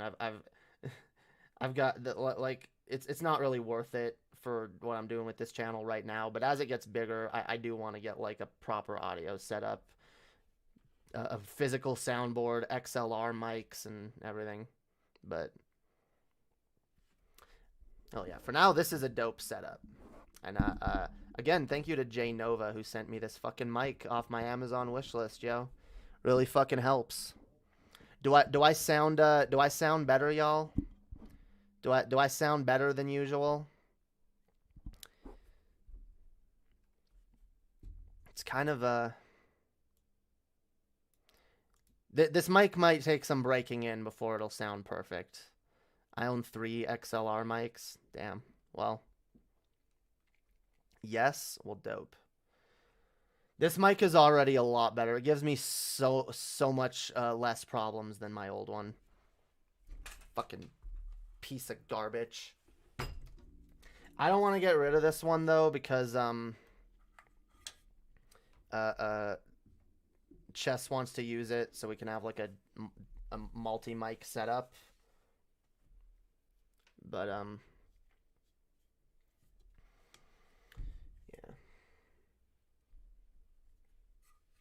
Also, I might still use it for like recording music cuz okay, look. It's hard to find a place where I feel comfortable, like where I have enough privacy to like record my music, because I like privacy when I record my music. I don't like everyone to overhear my recording sessions. So I have like an adapter thingy that I can plug into my phone, so I can plug this mic into my phone and use this to record like proper audio, proper quality audio on my phone. So I might still use it for that. But goddamn, your new mic is going to get smashed to pieces, and your old mic is going to act innocent about it. Don't trust it. Damn. Well, I'll put the other mic in the garage. So it's like, no, that's your space. You are just for recording music now. Yeah, I won't let it anywhere near the new mic alone. When did the term dad joke become a thing? I have no idea. You sound good and look good too. Well, thank you.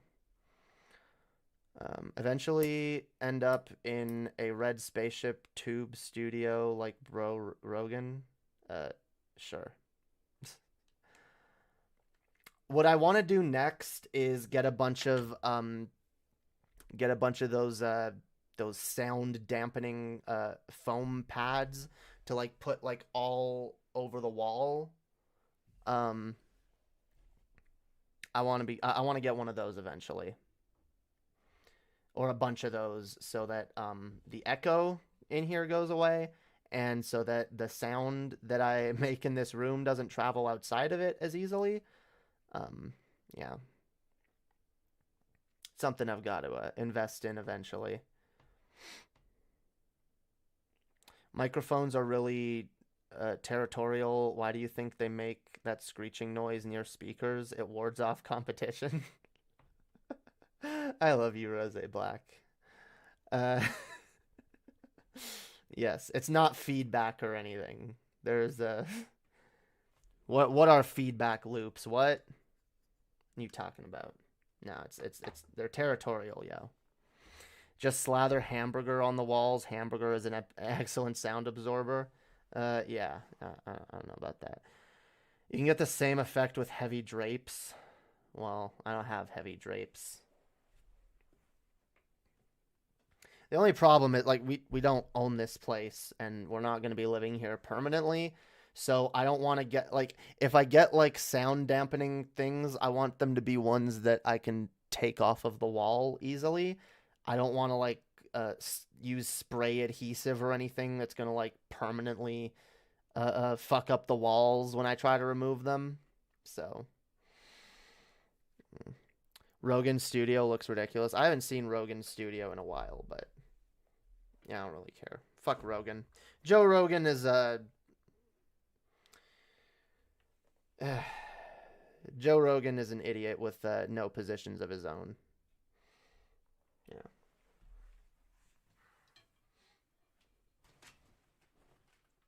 Blow Rogan.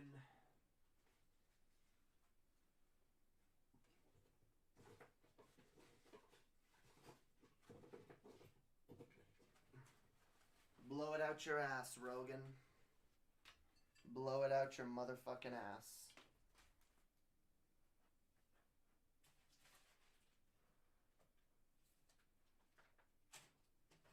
God damn. Oh, there's one. Okay. Okay. Yeah, I'm gonna pack a bowl while I finish this stream. Then then when I'm done packing said bowl, the stream is over, and it's George Foreman time. Hails, yeah. His show is just a platform for boomers to complain about COVID restrictions now. Ugh. Joe Rogan. I don't feel like getting into Joe Rogan. Suffice to say that I'm not a fan. Drapes are easy to take down. Well, dude, if you can, like, show me an example, like, on Amazon or whatever, of the kind of drapes you're talking about, I'll consider it, if they seem easy enough to actually install in this room. Because I gotta figure out a way to dampen the sound. Because, look, guys, like, look at this room, okay? This is where my computer is, okay? Here's the wall next to it. There's a door, right? I gotta, like, dampen sound and, like, all these walls. There's, like, the rest of the room, and, like, it's a big room. So whatever sound dampening shit I use, it's gonna be hard to, like, cover the whole room. So I'm not sure what I want to do. I was considering just getting a little sound dampening shield. Like you can get like a little it's like a little like a three, like there's a, it's like a little like three-way like wall thingy that you would like put around your mic. So like it's got like the sound dampeners like, you know, like around the mic, and you would talk into it like this, and then, but I don't know how effective those are, because I feel like I'm pretty loud in general, so it would probably be pointless. I don't know. I've always heard egg cartons make a good, cheap, ugly soundproofing. Yeah, that's true. I don't know. I don't know. I'll figure out what I want to do.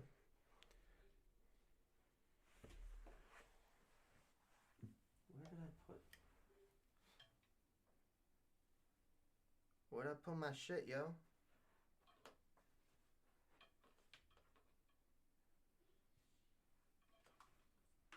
The fuck? Oh, there it is. Alright, new topic, y'all.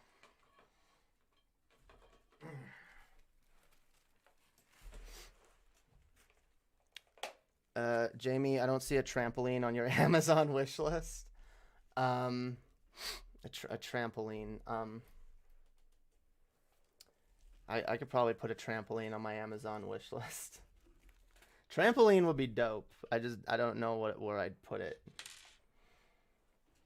I'd have to get like a small one. Trampoline, yo.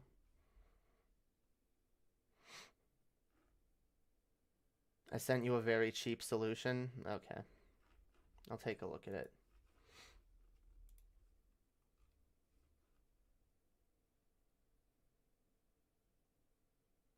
DIY acoustic panels. Okay, I'll look into that. Small trampolines are kind of a ripoff. Yeah. I don't know. They're fun. It's fun to jump on things, yo. I always wanted a trampoline when I was a kid. But, I don't know. Never got one. I always loved, like, going to a friend's house, like, the 1 or 2 times I ever did in my childhood. And they had, like, a trampoline. I was like, oh, fuck yeah. I'll be on that thing like crazy. Yeah. Y'all ever been to fuck, what's it called? There's a I don't know if it's just a Canadian thing, but there's a place, it's called Sky Zone, I think, where, like, you go, and it's, like, this giant room where they have, like, a bunch of trampolines and shit, and, they got, like, games you can play with people on trampolines. They got, like, there was, like, a trampoline dodgeball thing, or some shit. It was kind of fun. I've been there a couple times. I've never seen one outside of Canada, though, so I imagine it's just maybe there's probably an equivalent down here. I mean, let's be honest. All great ideas that exist in Canada are, of course, ripped off from shit that America did first.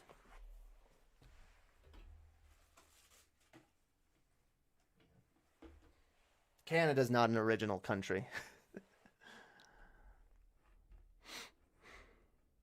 Sky Zone exists here too. Oh, it does? Okay. Yeah, there's trampolines on the walls even. Yeah, I love those, dude. I love like jumping off the fucking wall, or like where you pretend this wall is a trampoline and you go like on it and then you like bounce off of it. It's the most fun ever, dude. I took my family to a place like that in Nevada. Damn. Well, I guess it is here. Sky Zone is dope, yo. Sky Zone is dope. I miss it. I've only been there like twice, but it was fun. Canadians invented basketball? Really? Are you sure? I don't know, dude. Sounds kind of far-fetched. A Canadian inventing something? And something so widely loved, too? I don't know about that.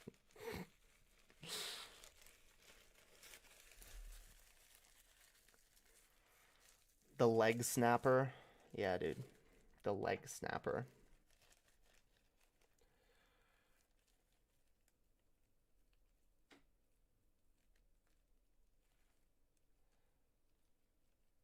By the way, yeah, I know people have been like, oh, why can't I send you shit that's not on your Amazon wish list? Look, if you want to send me something that's not on my Amazon wish list, but that is on Amazon, just send me a link to the thing and I'll put it on my wish list, alright?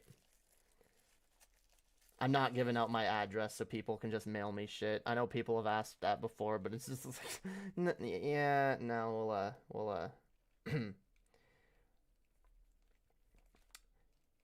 Amazon wishlist works best, yeah. I love y'all, but, alright. Don't want to be doxxed. Canadians invent sports that we're not good at. Yeah. See, I always thought Canadians invented hockey, and then I found out they didn't, and I was like, damn, yo. Damn. Fucking hockey. Oh, the good old hockey game. It's the best game you can name. And the best game you can name is the good old hockey game. That song. Who here remembers that song? I know Skeptical Jesus does. You have to. If you don't know that song, then you're not a real Canadian.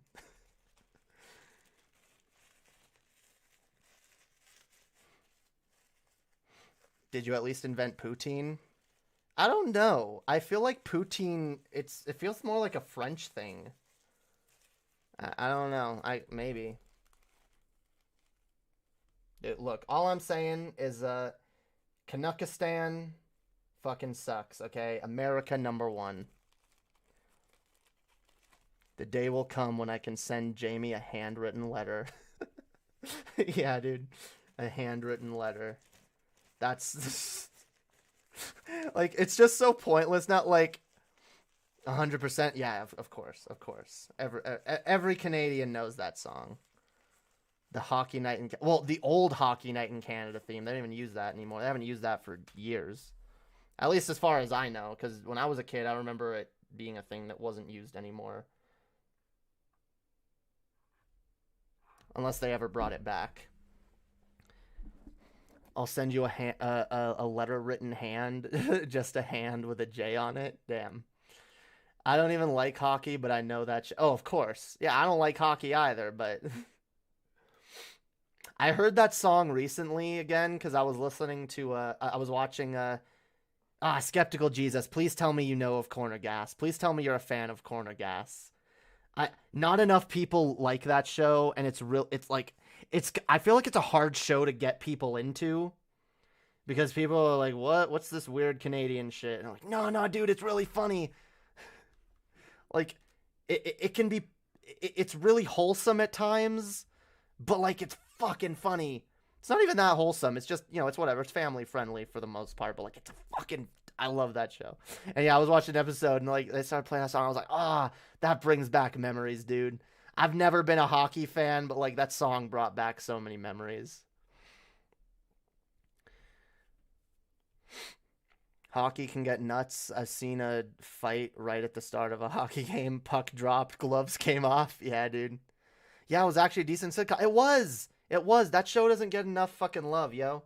Here in America, here's the dope thing. I don't know where you can watch it on a streaming service in Canada, but I know here in America, you can watch that shit for free on Amazon Prime with commercials. You don't even have to have Amazon Prime. You just go to Amazon Video or whatever. Yeah, not Amazon Prime. Yeah, it's free on Amazon Video with ads, yo. I've been enjoying that show. That's a nostalgia trip right there. I love that show. I highly recommend it if anyone's looking for a decent sitcom. I grew up watching Canadian shows. Dope. Have you seen Corner Gas, Kaori and K? Do you recognize its greatness?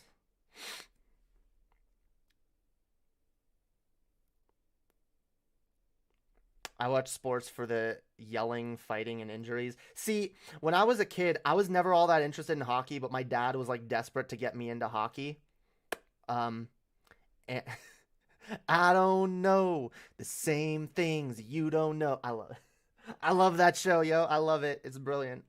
But yeah, my dad was always trying to get me into hockey, and I never really cared for it. But I always kind of was more interested when like they would get into fights. I was like, oh, okay, this is. But my dad wasn't. My dad would turn off the TV when people would fucking start fights. I was like, why? Like, you're trying to get me into this sport. The one thing that would make me interested in the sport, you won't even let me watch. Like, fuck that, yo. I remember as a kid, dude, my favorite hockey player, My dad's favorite hockey player was Matt Sundin, and he was like, "Oh yes, this is your favorite hockey player too, right?" I was like, "Nah, dude, my favorite hockey player is Ty Domi, a player for the Toronto Maple Leafs who was infamous for getting in fights constantly, like almost every game he would get in a fight, and I loved it because it was entertaining." Look, I've always, as far as sports goes, I've always respected sports like boxing and MMA fighting far more than any of the sports ball sports because they're just boring. But someone who's able to fucking take a beating and keep on fighting like that's a fucking person I can respect as a sports person. Yeah, dude, the Toronto Maple Leafs, okay? It's the Leafs. No, it's not leaves, it's the Leafs. Look, okay? Canadians aren't that great at pronunciation, okay? What do you want? What do you want? Yeah. See, I know Skep knows what I'm talking about. I watch sports for the strategy. Can't wait till we get these spongy, unreliable humans athletes out of it. Yeah, dude. Let's have like robot blood sports or some shit. That would be more interesting. I can respect a person that can take a pound. Yeah, dude. Anyone who can take a pounding is good in my book. I'm a pacifist too. I'm not even like, I don't like fighting. I don't like violence that much, but like, let's be honest, guys. If you see two people fighting, you're gonna watch, right? If two people are in a legitimate fist fight, there's a reason why people gather around and watch. It's human nature, okay? And I know, see, the reason why I respect those sports, and I don't even watch them that much, but like the reason I respect them, okay, is because I know personally I could not take a beating like that and stay standing, okay? Did your parents let you watch? No, whatever that is, they didn't. I'm going to drive real fast and turn to the left sometimes. Yep. NASCAR is all about crashes, and anyone who says otherwise is a liar. True. True. True.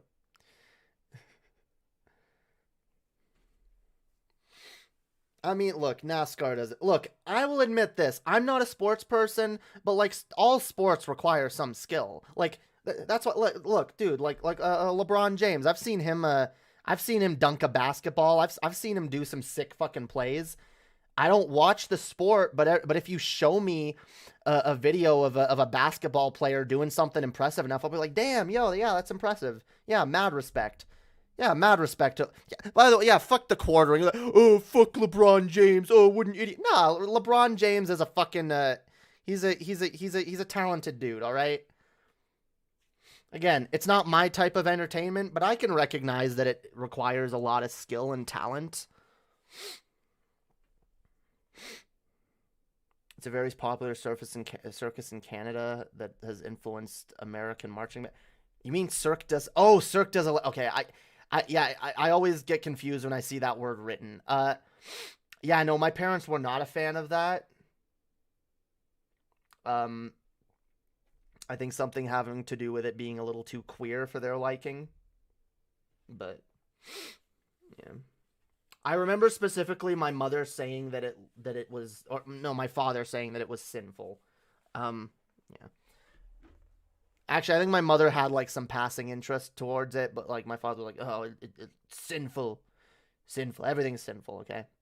Violence is undeniably entertaining, but the consequences are too dire, so it has to be confined to theater and sports. Yeah, true. True. Based.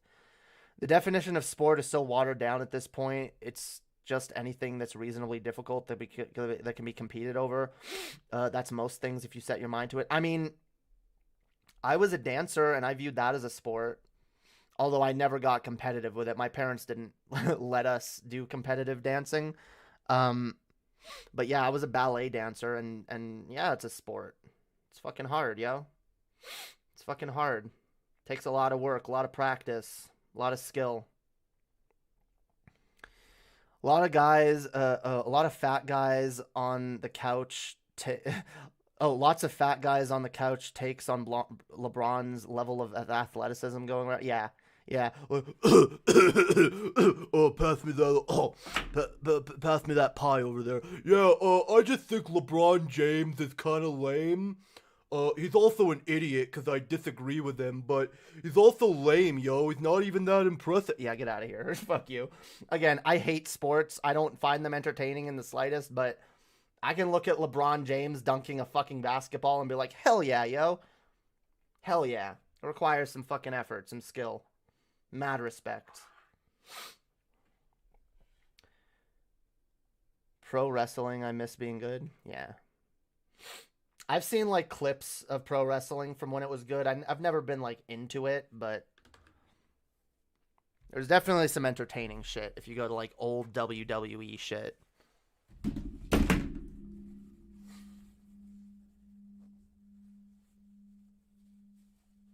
Fucking WWE.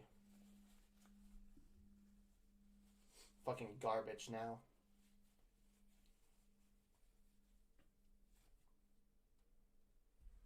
Fucking garbage.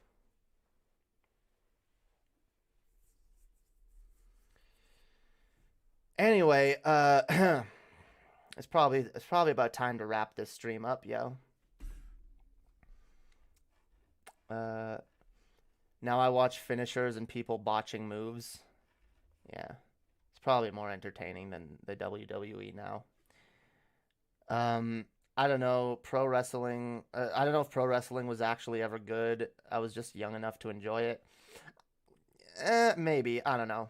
It's not been a few years since I've like seen, like, it's not something I actively seek out, but like I've seen clips and shit and you know, different moments of pro wrestling, like of course the legendary moment when the Undertaker threw Mankind off the Hell in the Cell right into the Spanish announcer's table.